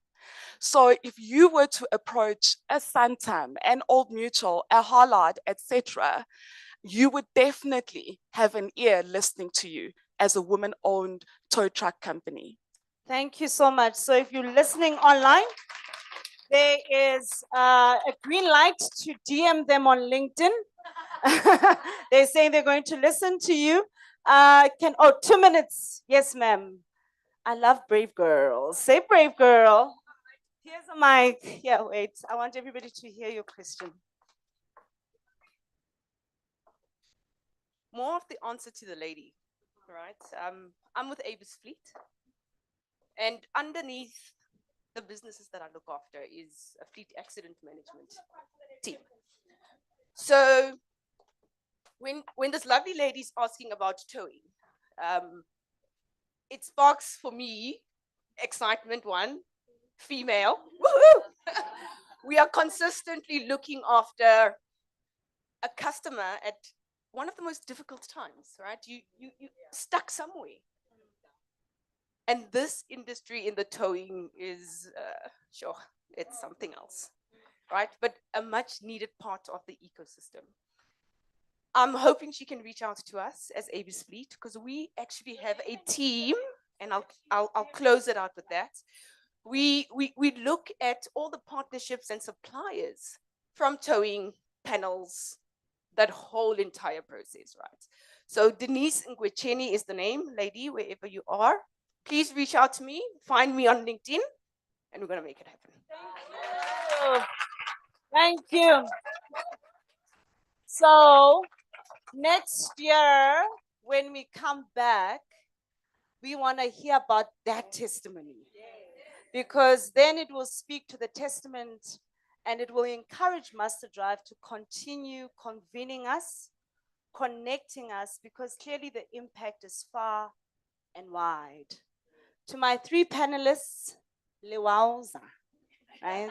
Like, you guys are absolutely amazing. Thank you for your insights, and I believe we are all energized and we are alive.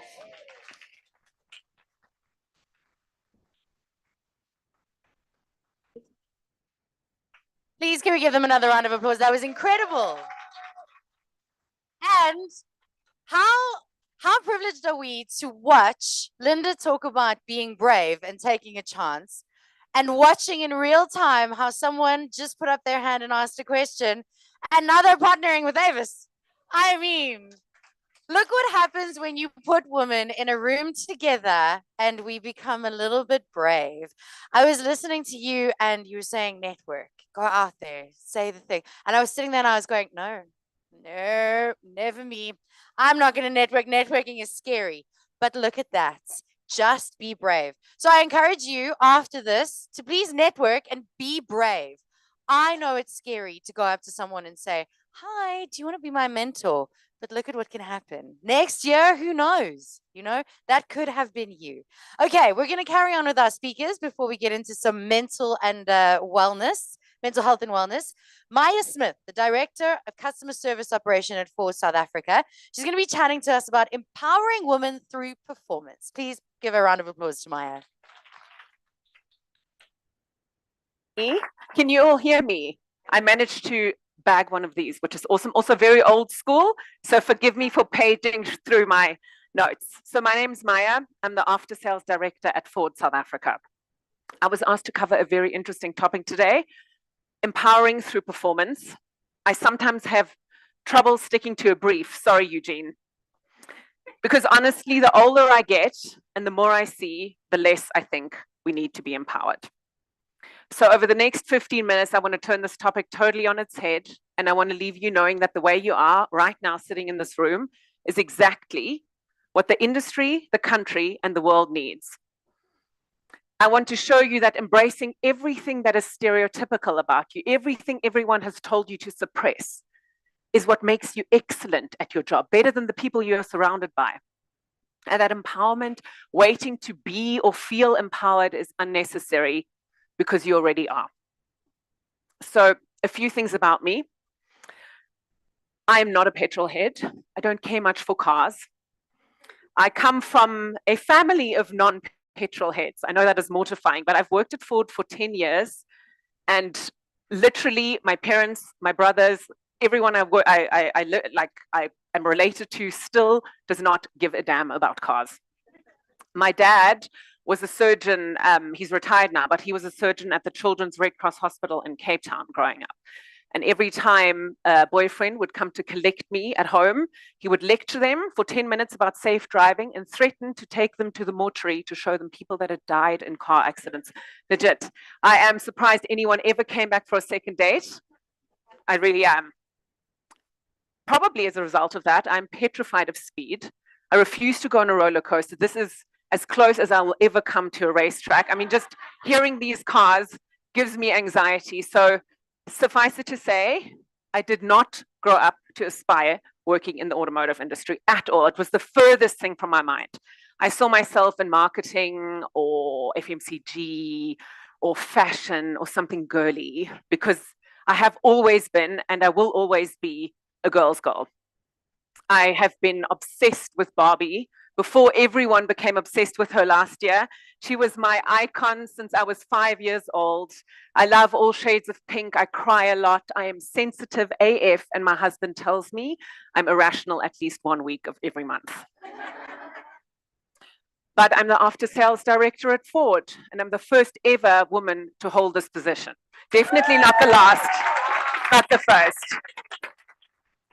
My team and I, we sell oil, we sell tires, we sell hundreds of thousands of parts, and I spend literally most of my day walking around in a luminous safety vest. So this is definitely not a girly side of the business. You might look at me now and think that I have smashed some stereotypes, or I might come across to you as empowered. But like the rest of you, women here, and I'm sorry you can't properly see that, I'll explain now, but I think we all are still women, unfortunately, living in a man's world. Bloomberg released a ridiculous study last year, really ridiculous, I wish it wasn't true, but they celebrated the fact that as of 2023, for the first time ever, there were more female CEOs of S&P 500 companies than CEOs called John and James. Up until 2022, there were more CEOs of these big companies just called John and James than there were female CEOs. It's ridiculous, right? The World Economic Forum does this gender parity report every year, and they release their findings in May this year. Very depressing to read. We've made very little progress. They said it will take us another 134 years until women and men are equal. That is 5 entire generations until we are considered equal. So why is this? What is holding us back? There are all these theories, right? A, women are not competent. We're just not as smart. B, like our beautiful trad wife over here, we're just not interested. Or 3, the most common theory, we're interested and we're competent, but for whatever reason, we can't break that glass ceiling, this invisible career barrier made up of prejudices and stereotypes. This was the one I used to believe in, actually. Last month, I read a very interesting book called Why Do So Many Incompetent Men Become Leaders? It really is a very good book. It is not a parody. It is a for real book written by a man, incidentally. And he mentioned a very interesting 4th option, which I hadn't considered until then. And it is that people, society, hiring leaders, maybe all of us, we cannot differentiate between confidence and competence. We assume that the louder, the more brash, the more out there someone is, the more competent they are. In researching for this presentation, I came across a study that the Institute of Labor did in Germany a couple of years ago, and they studied like thousands of men in competitive business environments, and they found that men tend to overrate their accomplishments by 30%. And the researchers called this trait honest overconfidence, because the men really, truly believed that their performance was 30% better than it really is. Here is a quote from the book I mentioned earlier. Pretty much anywhere in the world, men tend to think that they are much smarter than women. But arrogance and overconfidence are inversely related to leadership talent. I just want to focus on the inversely related piece. So let's look at some of the top leaders we've seen recently. Here are my top 3 picks. You might have some different ones, but probably what you will find is that they have 3 things in common. They have a high EQ, they have empathy, and they have humility. Do you know that all of those traits are found more naturally in women than in men? Just because of the way we are born, the way our brain halves connect, we are born being more empathetic. As a result, we tend to have a higher EQ. So if we are naturally born leaders, why is it that we are not ruling the world? And this brings me to the point I wanted to make today, which has become more and more obvious in recent years. I think the reason there is still such rampant inequality all over the world is because that for decades, in many small and subtle ways, we have been told that there is something wrong with us.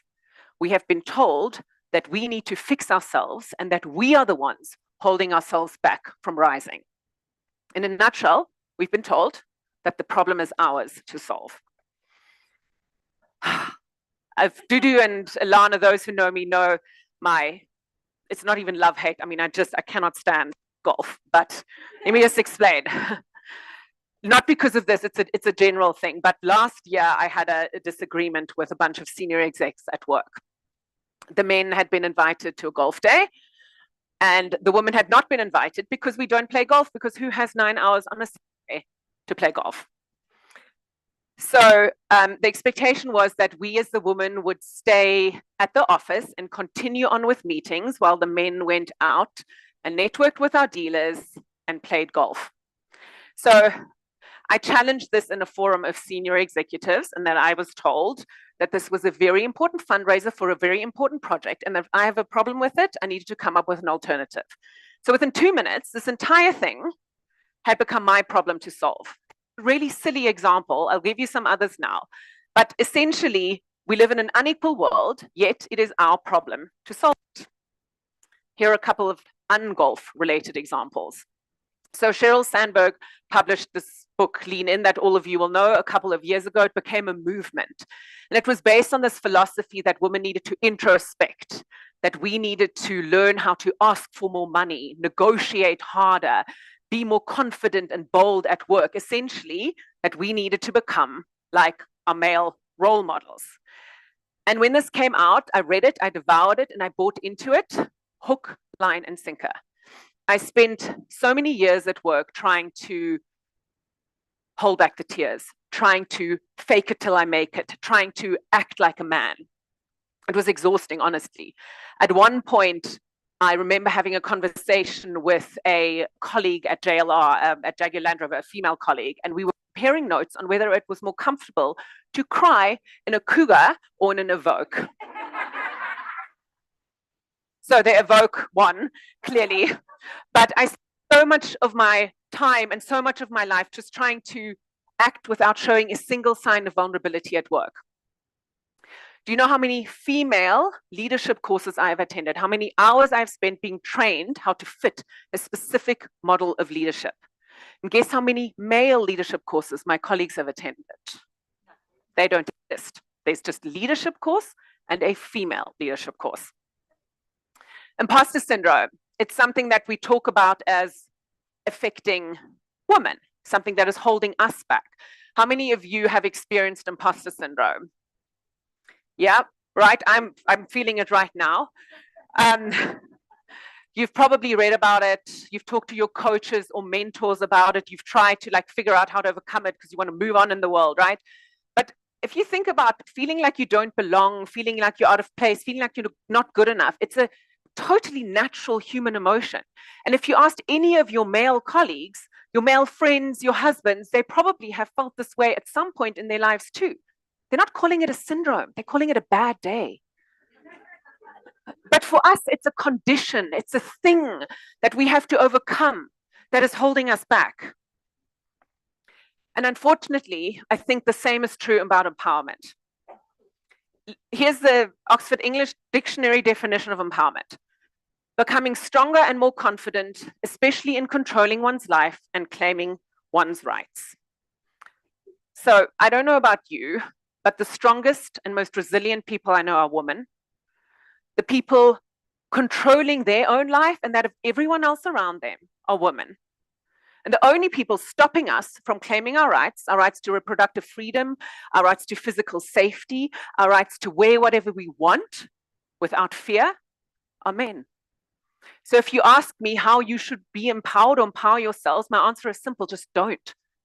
You are the literal walking definition of empowerment.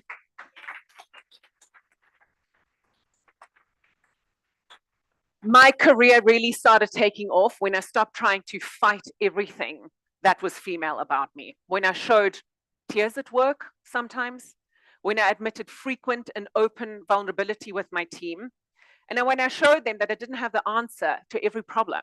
It allowed us to come together to co-create and collaborate, even with our dealers, in a way that we hadn't done before, and our results improved. We genuinely delivered better work. I've stopped sending the women I work with on female development courses, and I actively discourage it throughout the entire organization. The men in our team are as happy taking minutes and organizing get-togethers as the women. Really, they are. And literally no one bats an eyelid when a dad has to rush home or even spend a week at home. One of these guys right now is spending a week at home because his kid is sick. Because that's the culture we've created, and it wasn't created by me. It was created by every one of these amazing people that felt free enough to be entirely themselves at work. Society tells us as women that we can't work together, that we're too sensitive and emotional to make it. We'll always choose our kids over our careers. But I think we have proven over and over again that we can want to be the best, yet still want the best for others. That because we are sensitive and emotional, we can be the best in the world precisely because of that. And that we can be both amazing mothers and hit the peaks of our careers at the same time.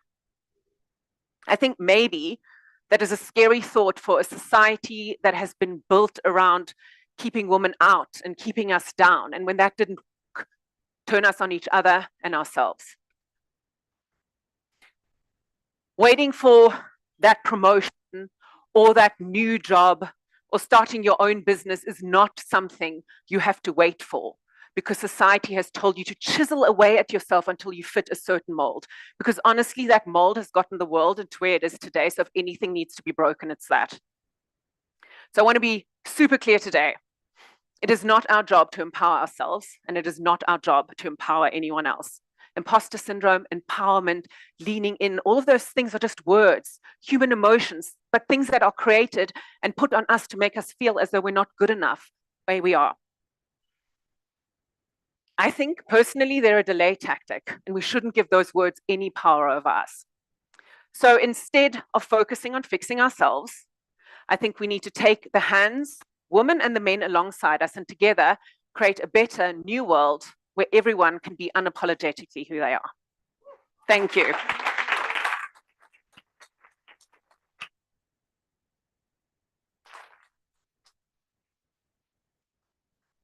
Please, can we give her another round of applause? Wow.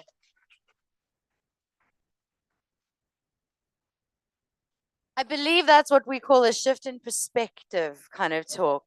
Because even in my industry, how many times have I been told, cry in the car? You don't cry in the office, you cry in the car. You put on your big girl panties and you deal with it. You don't speak back to the man that's telling you that that was a terrible show and you'll never be anything. But you do, and we're enough. And I think that what I've taken from this, thank you, Maya, that was incredible, is that there is no when I am so many kilograms, I will have this thing. When I am this position, my life will be better. Once I've done this thing that society tells me to, my life will be great. No, Maya's right. Right now, you are enough. And I cannot believe that I'm 39 years old and I've just realized that. So thank you, Maya. Please can we give her another round of applause? And that is possibly a great segue into the next part, self-care, which can be the bubble bath and the champagne that we love, but also the discipline, I think. And I think also self-care can be realizing that you are enough and that maybe a bubble bath is good, but also maybe don't cry in the car. Maybe tell that man exactly what you think about him.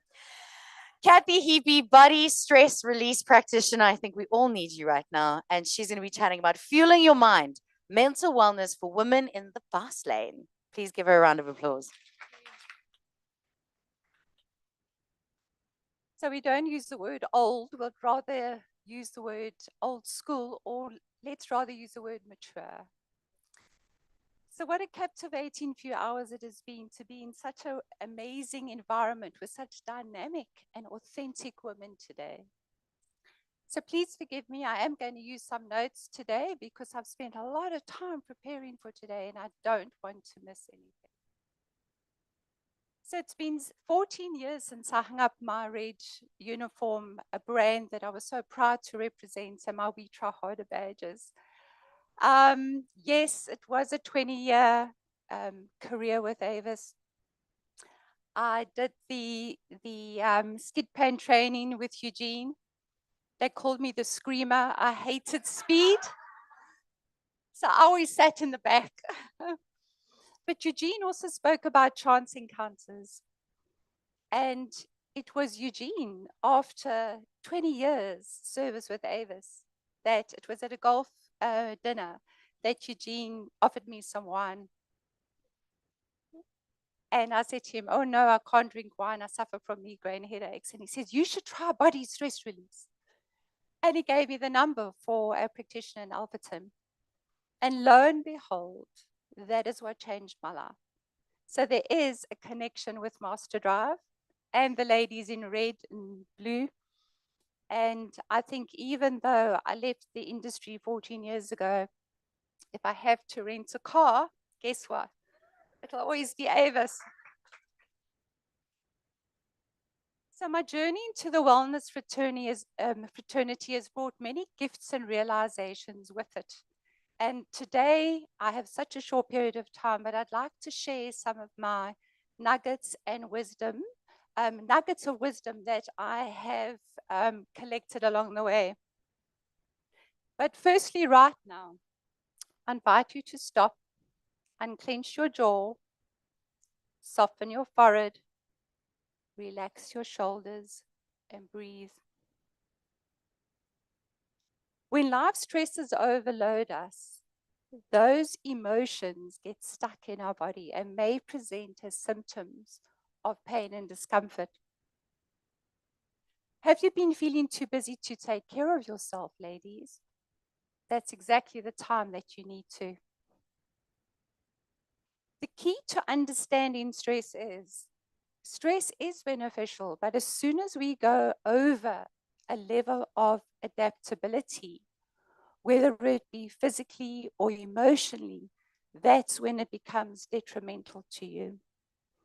In studying the dynamics of anatomy, I was amazed to learn about the incredible healing ability of the human body. We are every day of our lives walking around with the most precious and sophisticated design that you will ever come across in your lifetime.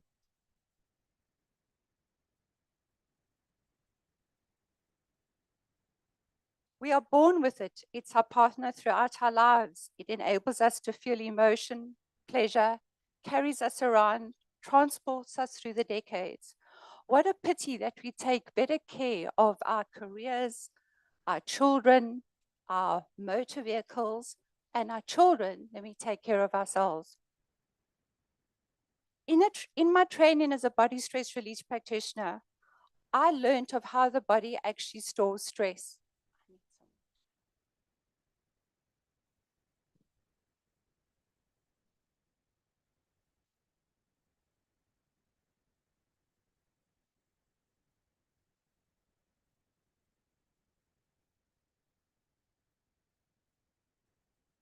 Our bodies don't forget any jarring action or trauma since we were born. If you fell off a horse or a jungle gym when you were 5 years old, your body has stored that trauma. Your body remembers the stories that the brain has forgotten. I learned that the emotions affect the body and the body affect the emotions. They are so closely interlinked, you cannot separate the two.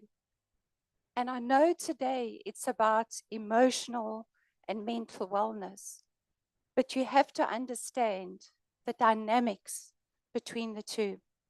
Do you know that what you imagine and what you actually fear, in that moment, your body doesn't realize that it's only a thought, and the body will respond accordingly. Suppressed emotions, for example, fear, anger, shock, fright, grief, if it is not addressed, all those suppressed emotions can present as pain and discomfort. I've come to believe that every unwept tear comes back and presents as pain. And one of the ladies today was talking about tears. Those headaches you experience, lower back pain, neck and shoulder tension, sluggish digestive system, sciatic pain, it's your body trying to tell you that it's not functioning at 100% anymore, and it now needs some human intervention. I'm sure you've all experienced some of those symptoms. After being a migraine sufferer from the age of 12, it was only in my late 40s when I went to train as a body stress release practitioner that I was made aware of chemical stress. Every day, there's an onslaught of chemical stresses in our environment.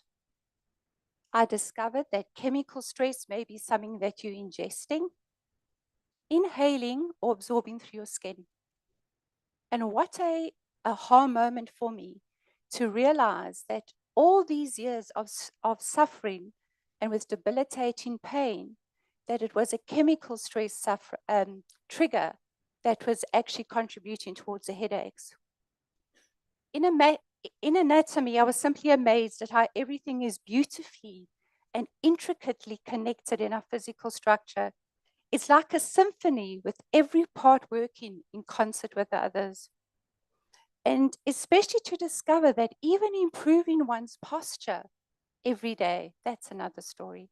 How we can, by honoring the biomechanical design of the body and preserving your natural curve, how you can live more comfortably in your body.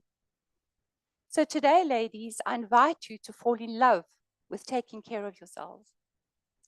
And it all starts with your body. And in so doing, you will afford it the vital opportunity to heal. After all, it is the only house you're ever going to live in throughout your lifetime.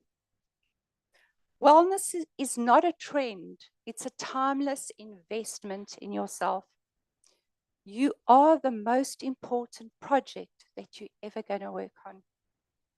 So start today with creating new habits. Small changes can lead to huge benefits.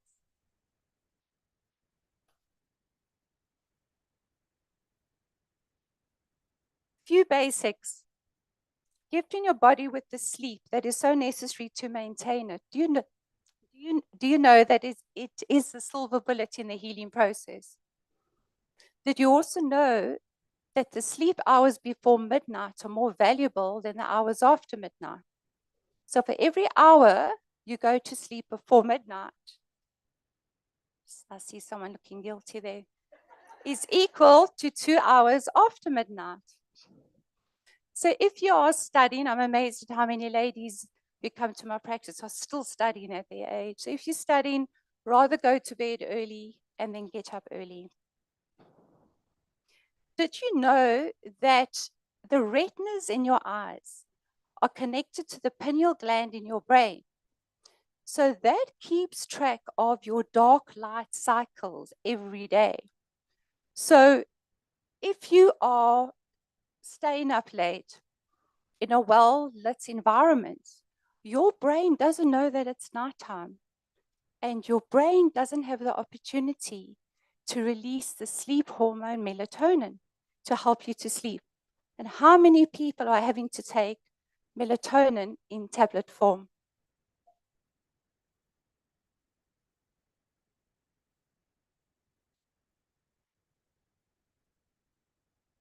Sleep deprivation has immediate effects on your ability to focus, make good judgments, perform under pressure, and be creative. We were talking about sleep fatigue or driver's fatigue. Sleep is not a comfort, it's a necessity. It can erode your reflexes, decision-making, and ability to learn.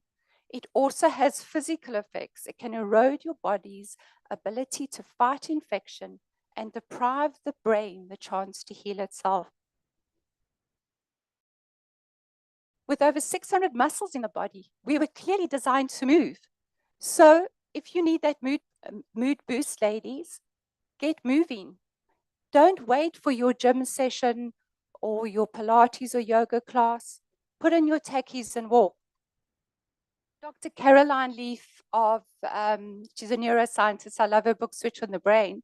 She says it takes just 10 minutes to release happy endorphins from the brain. So learn to rest deliberately.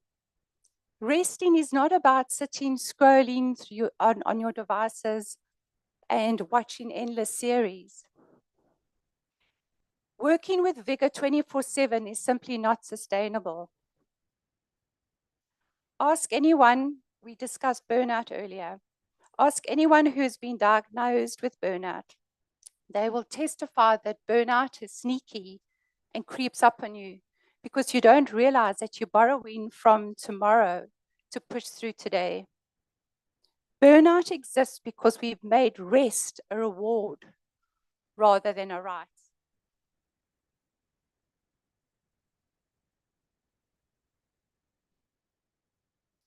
And remember, we need to selfishly guard our moments of rest from a world that is intent on stealing it. Oh, and Dr. Caroline Leaf, the neuroscientist, also tells us that our brains were not designed to multitask, ladies. So for all these years, when we have gone and relentlessly tried to tackle more than one task at a time, you've been defeating the object. So you're all let off the hook. We brought up connection earlier. This is very close to my heart.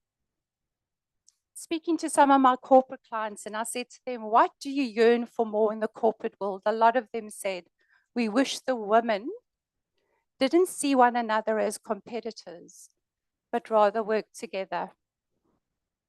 There's a continual flow of knowledge to be exchanged between us.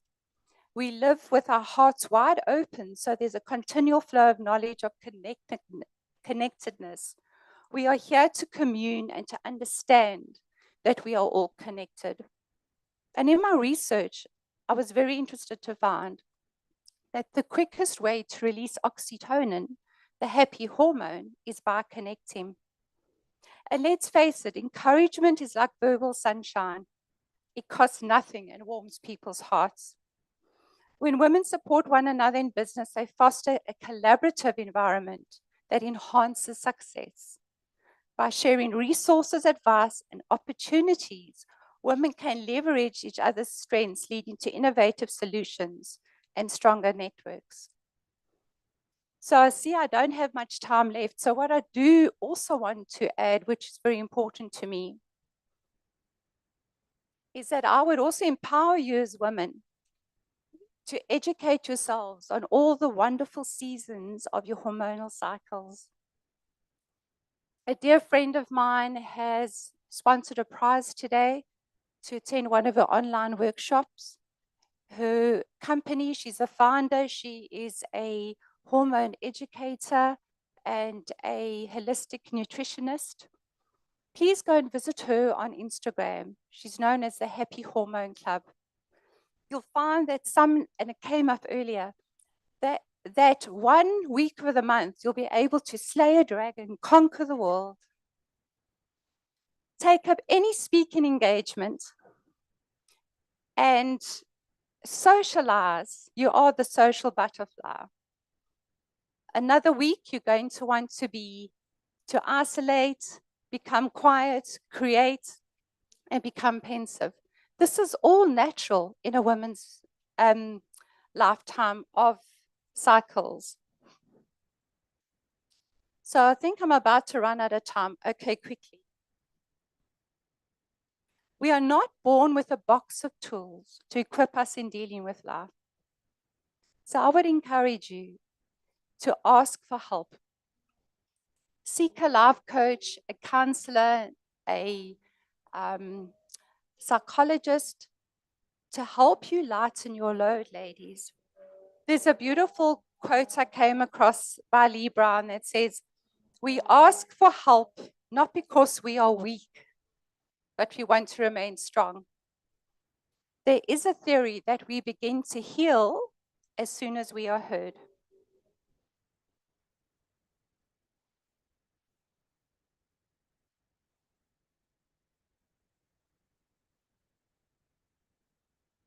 And then just to end, being Women's Month, I'm here to remind you, the end of Women's Month, that every home, every heart, every feeling, every moment is incomplete without you.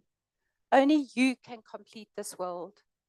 So celebrate your unique contribution. For today, we honor and applaud you for the vital role you play in the motor industry. Thank you for your time.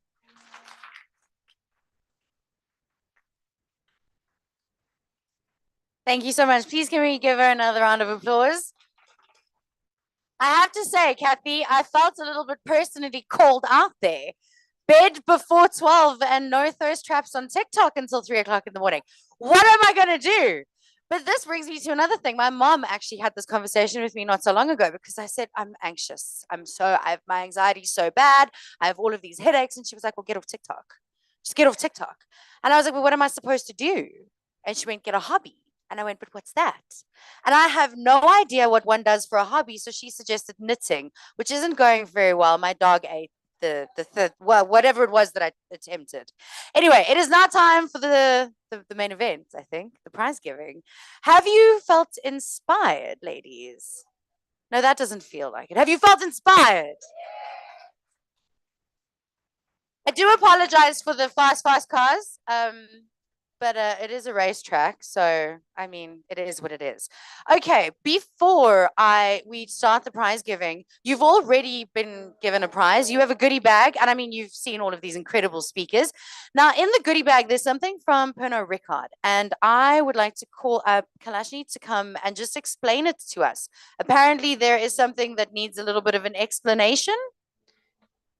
She's on her way. Please can we say thank you to everyone? We'll thank them personally just now. But can we please give a round of applause to everyone that contributed to the goodie bags? Oh, no, that's fine. I'll just show this. Okay. Hi, everyone. So my name is Kalashni. I am from the best company, Pernod Ricard. I bet you have no idea who we are. But if I do say Inverroche, if I do say Jamison, if I do say Glenlivet, yes, the really premium brands. It's a pity we haven't given you GH Mum, but I'm sure you know that one as well. So that is Pernod Ricard. So obviously we make the best premium alcohol, but why I'm here is that we also do a lot of sustainability and responsibility initiatives. And I think that's what I'm most proud of. I am the sustainability manager for our company. And with me is my director and our comms manager as well. So I just wanted to tell you a bit about some of the goodies in that bag. Because if I just say drink more water, it doesn't really mean much. So in Pernod, we have 4 pillars. One is nurturing terroir, which looks at agriculture. The second is circular making, which looks at waste management, zero, basically no waste, if I can explain it like that. The second is valuing people, which is our outreach programs, etc. And the fourth one is responsible hosting. And I think that is extremely critical. So coming from an alcohol industry or company, we say enjoy our products. It's premium. It's not meant to be sloshed or like other products. I'm not going to mention other beverages, beer, but I'm just saying, it's meant to be enjoyed. And we say have a convivial moment without excess. And that's what we really hold true. And Drink More Water is one of those programs that we have. It is a global program that was created particularly for the youth to prevent binge drinking. It's a very explicit program that, you know, has people falling on the floor, vomiting in the bar, you know, the bathroom is really disgusting. And the idea for us is to show that side and show that it can be harmful, it can be extremely dangerous and very embarrassing when, you know, when you're in these situations. So it was very much a social campaign. We reached over 8 million people in just South Africa in our last campaign. You know, you would have seen our billboards. That was like about 4 million people that we saw. But more than that, we said we need to put our money where our mouth is, and we have. If you have, you know, the privilege of attending any of our events, drinking water is very visible. There's water that we give for free. There's a little sort of a pause area where we encourage people. You don't have to drink. You can just be and enjoy the occasion. So we have that set up. So that's one of the programs we really proud of. And the second one, and our partner is MasterDrive, and we couldn't have asked for a more impactful partner. So thanks, Eugene and Nishani and team. This program is to tell people don't drink and drive. As simple as that. It's not even one drink, don't drink. So we then educate drivers on being responsible drivers. And a part of that is not drinking. So you need to know what happens when you do drink. And I mean, it obviously, you know, there's a biological issue, etc., that happens. So we make that quite clear. We show them what happens if you do drink, the repercussions of that. So with that partnership, Nishani and team, Derek as well, have incorporated our no drinking or our responsible drinking module into the MasterDrive program. And I think in just the last 2 months, we educated over 1,000 people. So we're very privileged on that. You know, we even have, this is, I guess, off the record, officially one of the government institutions have come to us and asked us to empower women, particularly girls, young girls, to get their, you know, they want to encourage them to get the driver's license. So this will be a part of the program they want to implement. So we're quite chuffed on that. So yeah, those are some of the projects in the responsible drinking pillar. So when you see this, now you have a bit of context. And being Women's Month, you know, I've been inspired by all these talks. And I think we attended another event where they said, if as a woman, if you power up, remember to take a sister along. And I just want to say to my corporate affairs director, Pamela Nkuna, thank you for taking me along as a sister. You have inspired us, and I think Lexi can also say that you've inspired us to be the best versions of ourselves. So everything I have achieved and I will achieve in life, you've been an incredible, integral part of that. So thank you. Okay, before we go to the prize giving, the Tears Foundation is our CSI initiative this year. Every year we partner with someone to help them and uplift them. Some of them have been Pink Drive, the Guide Dog Association for the Blind, and Human Trafficking Awareness. This year we're focusing on GBV, and we have someone from the Tears Foundation here. Queen is here. Queen, will you just raise your hand so we can see where you are? There she is. If you want to get involved, if you want to donate, if you want to go and whatever it is, volunteer some of your time. Please, please, please go speak to Queen. She'll tell you how you can do that. Also, in your goodie bags, I believe there's a QR code that you can donate to. And Queen will also help you with resources for if you do know someone who is in a situation and you don't know how to navigate that. If there are kids involved, whatever it is, Queen is here to help you. So please go and see Queen when you're mingling. Okay, are you ready for some prizes? Wow. Okay. Can I just keep them? Because they don't want them. Are you ready for some prizes? Okay. So the first prize we have today, Kathy actually spoke about it. It's the Happy Hormone Voucher. It's a 1,000 Rand voucher that you can go online and learn about what did you say? The seasons. See, I'm 39. I'm learning. Ugly. Okay. This is a lucky draw. So everyone put their business cards in the fishbowl, right? Anyone left that didn't put a business card in the fishbowl? Okay, let's run. Okay, you have 2 minutes. Be fast. Just give me the business. A nice bag. I do like a bag. Okay, where else am I going?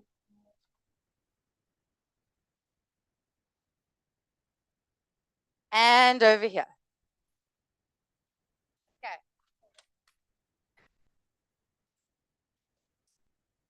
Now for this one, I think it's only fair that we get the man to draw it. What do you say? Eugene, Would you please come over and draw the happy hormone winner? Yes, please. Yes, you, sir. But shake the ball. Can we give him a round of applause, please?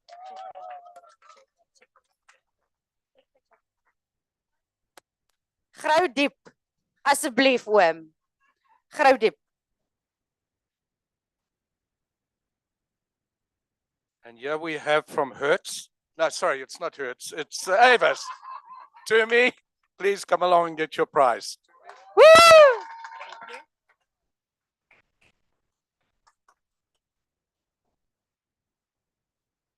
Can we give Timmy a round of applause? And Eugene. Thank you, Eugene, for being a good sport. Okay, then Driki from Veldskoen, she had to leave, but she has left us a lot of prizes. We're going to do some online. We're going to do some here. Okay, so anyone? It's spot prizes. Okay. So now I get to judge everyone here, and I get to see who deserves a spot prize, do you think?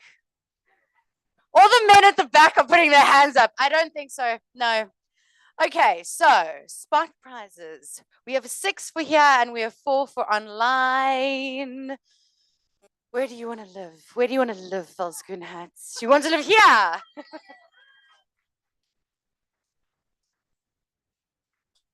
And then does anyone not have a pair of Veldskoen? Who doesn't have a pair of Veldskoen? You're not getting Veldskoen, you're getting hats.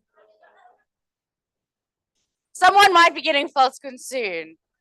Okay, just you know what? You need a hat because, like, you know, sun. There you go.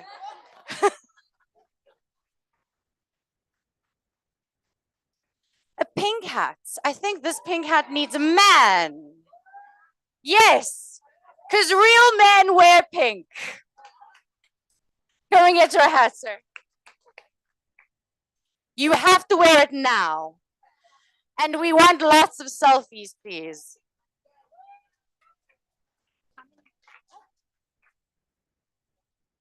Okay, we have 2 more. Who has the highest heels on? Everybody already knew. It's not a pair of Veldskoen, but maybe next time. How? Oh, yeah, as well. Let me see. Okay, wait, we are. For the pain and suffering. Okay, then we have some online prizes as well. Will you? Okay, I don't want to do this. You choose one name for me, please. It's not rigged. Might be. You might be the rig. Oh, it's me. Brenda Fenter. Brenda Fenter online. Congratulations. Okay, I need one more.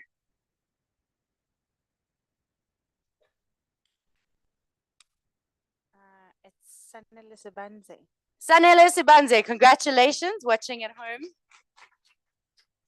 These prizes are also from Veldskoen. We have 4. I need another volunteer. I mean, you're not really volunteering. I'm kind of forcing you.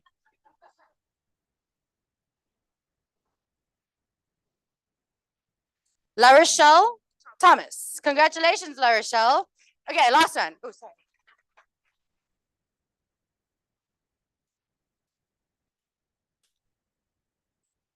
Alison Dupria. Alison Dupria, congratulations and thank you to Veldskoen.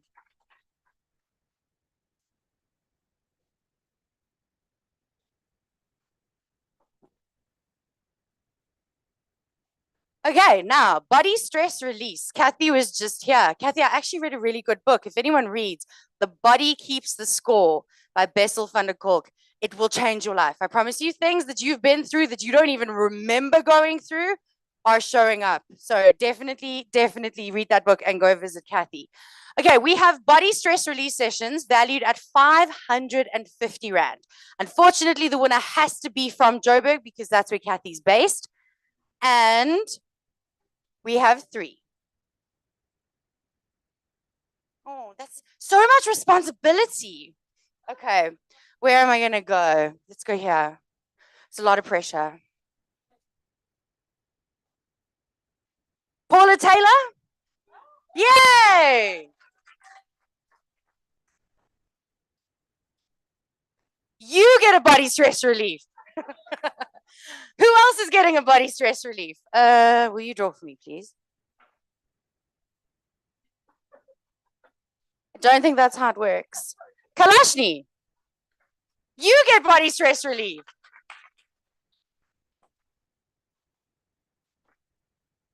And we have one more.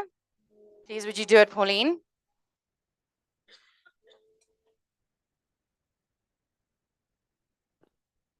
If it's you, I'm putting it back. Baivuyile, Njwabule.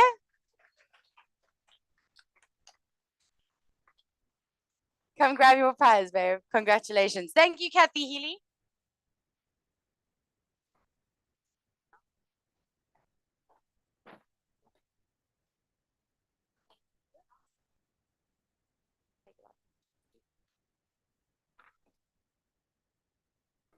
Okay, then my favorite thing in the world is take lots. Can I have these? I have shares. They know my name. They know my name. All of the drivers know it. They say, hello, Danny. What did you get today? They even know my dog's names. Okay, so we're doing one online and one in person. So I just want to put everyone on the spot because I've been here all day. Okay, draw me a name. It's a 500 Rand take a lot voucher. Whoever gets, we go Harvey's. Marlene Fasahi. Don't forget me. And then online. And so these vouchers are from Santam. Santam, thank you. I'll come get mine from you just now. Okay, online. Would you please draw for me again? Thank you.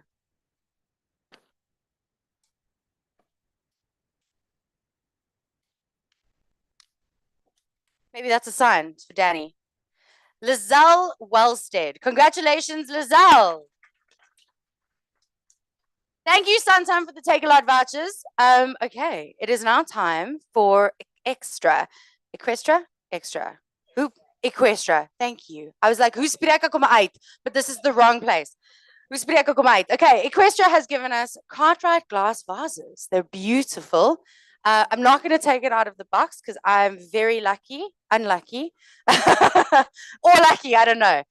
Beautiful, beautiful vases. And we have one for online and one for in person. And we're not going to do a draw, I think.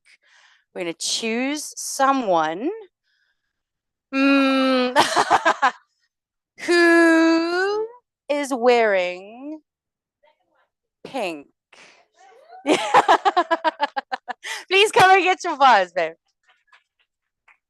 And then while you're here, because you won, you get the job to choose the online winner and make sure you choose someone nice. Thank you, my babe. Online, the winner of the vase is Latifa Playandi. Congratulations, Latifa. Let's give her a round of applause. And Boba, thank you extra. Thank you extra for the prizes. We will thank everyone for that one. Yo, who spreek kom uit? Equestra. I told you face, not brains. I just speak for a living. Thank you. Okay, Dunlop has given us the throw blanket from Equestra. Okay, we're going to do it here. Okay, I need to find someone who looks cold. I love your hand though. Okay, you have no sleeves. So lady in the red dress, beautiful lady in the red dress. Congratulations, you get the blankets.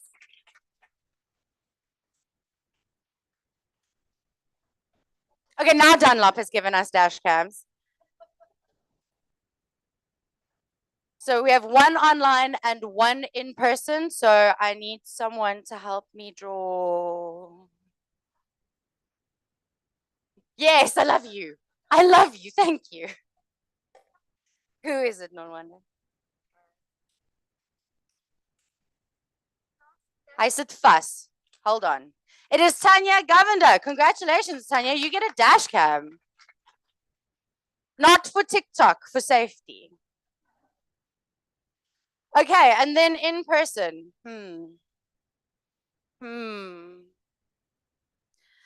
have to wave at me. I can't see. So I look for colors, like the primary colors. That's all that I can see at 39. Do you know what I'm saying? Okay, a dash cam. Who would need a dash cam? I think a bald girl with tattoos would need a dash cam. Or Or I think, yes, yes. Please come up and get your dashed ham.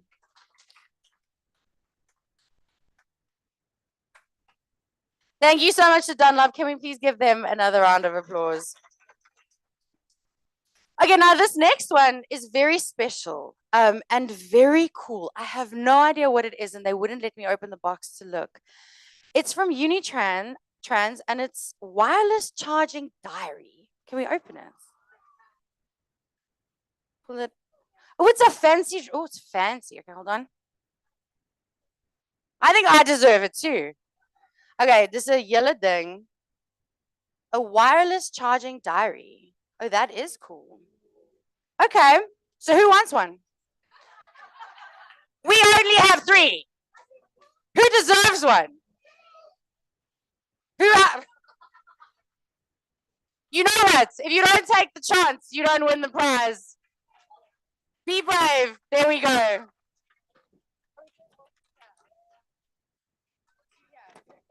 Okay, so we do one online, and because you were brave and took the chance, you have to now choose the person online, please.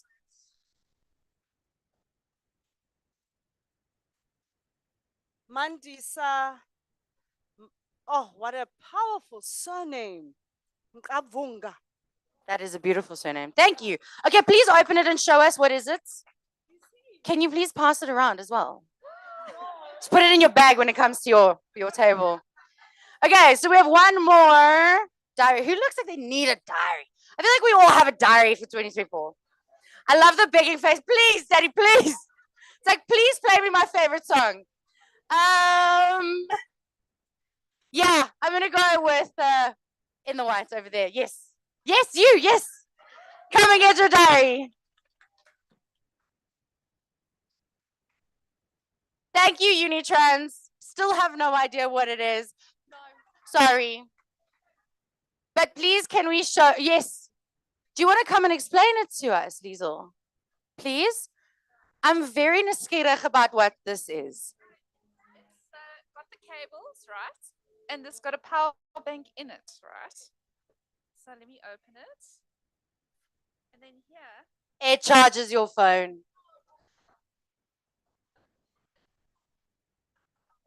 Yeah, the problem is that I'm going to have to charge the diary, and I'm not going to remember that either. Okay, we have a really nice prize from Driki from Veldskun. Please. Yeah, I know, yes, please. Even me, yes, please. But you know what? We don't always get what we want.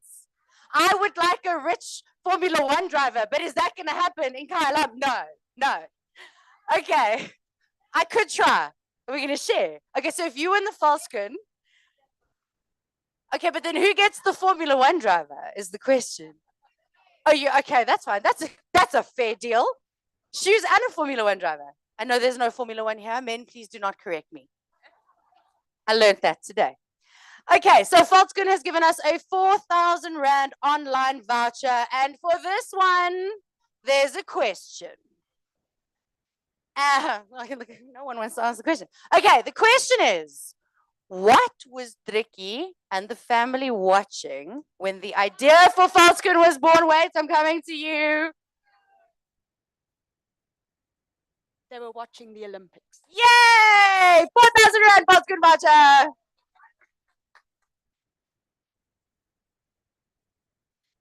Okay.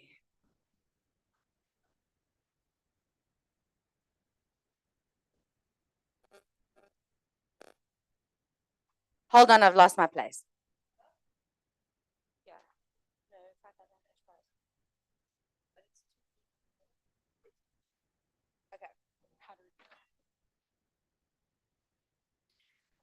This is very nice. I like this. This is a, oh, yo, yeah. This is a very heavy goodie bag. You can't have everything you want. I mean, Maya's probably going to find me later and go, no, you can't. You can't have everything you want. Okay, this is from Eagle Ford. Eagle Ford, thank you. It looks like there's one of those fancy big cups that everyone has in Joburg. Okay, another question. What does MasterDrive do? You guys are all at the event. You are all at the MasterDrive event, and there are 3 hands. What does MasterDrive do? You got to be right, and we're going to look to Eugene to see. Advanced driver training, focusing mainly on defensive driver training. Do you work there? No. Congratulations, Sue. Eugene, if you're hiring, Sue might be looking. I didn't know that. And Eugene's okayed it. He says it's fine. Okay, and now we have 1 Eagle hamper for online. See, if you watch online, rather just fight to come here though. I know that there's a waiting list, but it's lekker. Raquel Groenewald, congratulations. You've won the other Eagle hamper. Okay, now the big prize. Is it a car? Is the GH mum at this table? Because this is a party over here. Where's the gin, guys? It's not fair. Is it a car? Yes, it's a yes. Yeah. Mine in the parking lot. Whatever you're driving, you give me. It's probably better than mine. Mine's from Brackpan.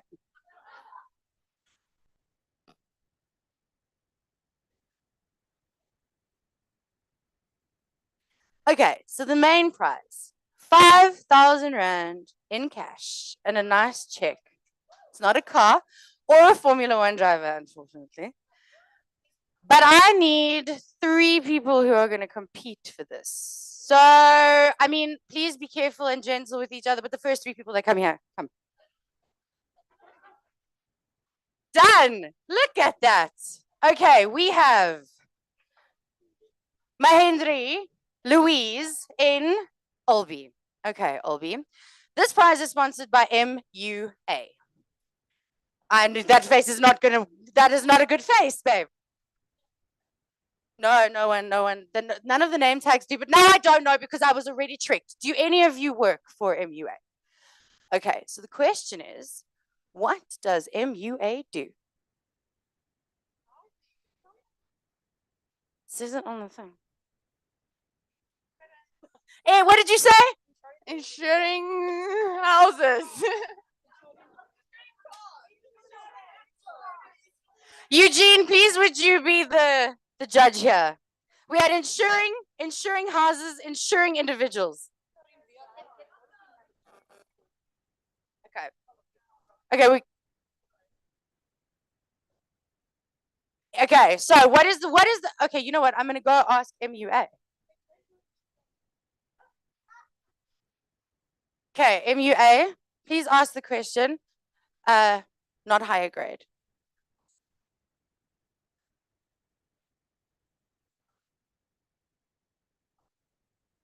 Can any of you name one of the presenters that were here today?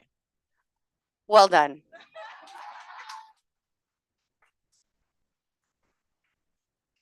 Congratulations, you have won yourself 5,000 Rand in cash from MUA.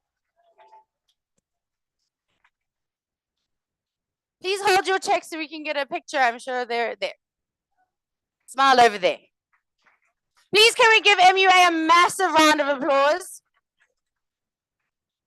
And you know what, actually, MUA, please tell us the answer to the question. What is it that MUA does? Insuring the individual. Insuring the individual. Thank you. It was Eugene. I'm sorry. Please take it up with the big boss. I'm very scared of him. Okay, that is almost that, unfortunately. Firstly, thank you to you for being here with us today. Please give yourselves a massive round of applause. And we've had this much fun, not even one mimosa has been drunk. So, congratulations, ladies. Maybe there's one in the bag. I don't know. You're going to have to look. Please also don't forget to go and read about or chat about Tears Foundation. It is our CSI initiative, and we very, very much would love a donation, some time, money, whatever you have. Please just go and have a look at it. Like I said, there is a QR code in your bag, and you are please encouraged to do that. If you've joined us online, thank you so much for being with us. We're not done just yet. But also a massive, massive thank you to our partners. Without you, this would not be possible. Castrol, as I do it, let's give them an applause. Castrol, FMB, Messe Frankfurt, just keep it going. MUA, IoT, Pernod Ricard, Transport and Road Safety, Standard Bank. Hoe spreek ek hom uit? Equestra. Dankie. Equestra. Santam, Dunlop, Unitrans, Velskun, MUA, Kathy Healy, Happy Hormones, and Eagle Ford. And also, thank you to Festival of Motoring and the team at Kailami for having us and giving us this beautiful venue. Can we give them a round of applause? And then also, I think the biggest round of applause has to go to the team at MasterDrive, because without you guys, this would not have happened. And I don't know if anyone realized we're in a little bit of a different venue today, and some of us may have gotten a bit lost. The team did this in under 3 hours last night, moving from one venue down there to this one over here. So please, can we give Eugene and the team at MasterDrive a massive, massive round of applause?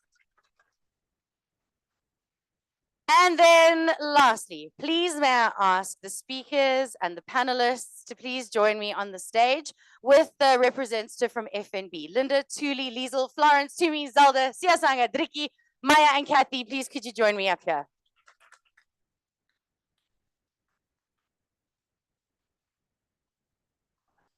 I don't think there's money or cars in these goodie bags, but you know what? We can dream, and one should dream.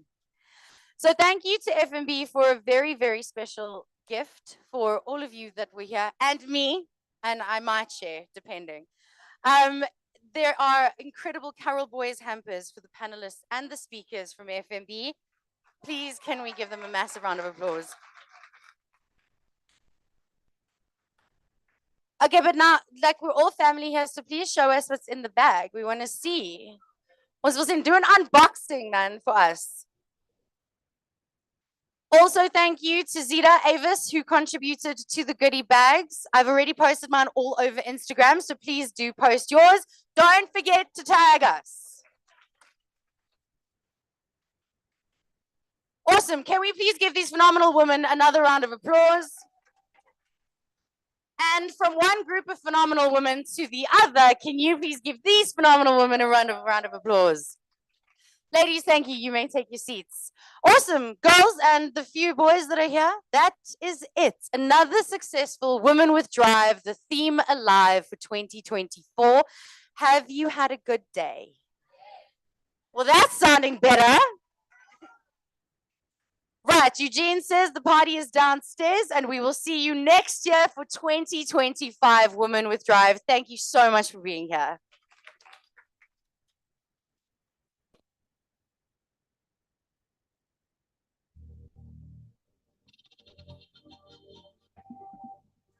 Please don't leave. Lunch is about to be served. You can help yourself. You can mingle.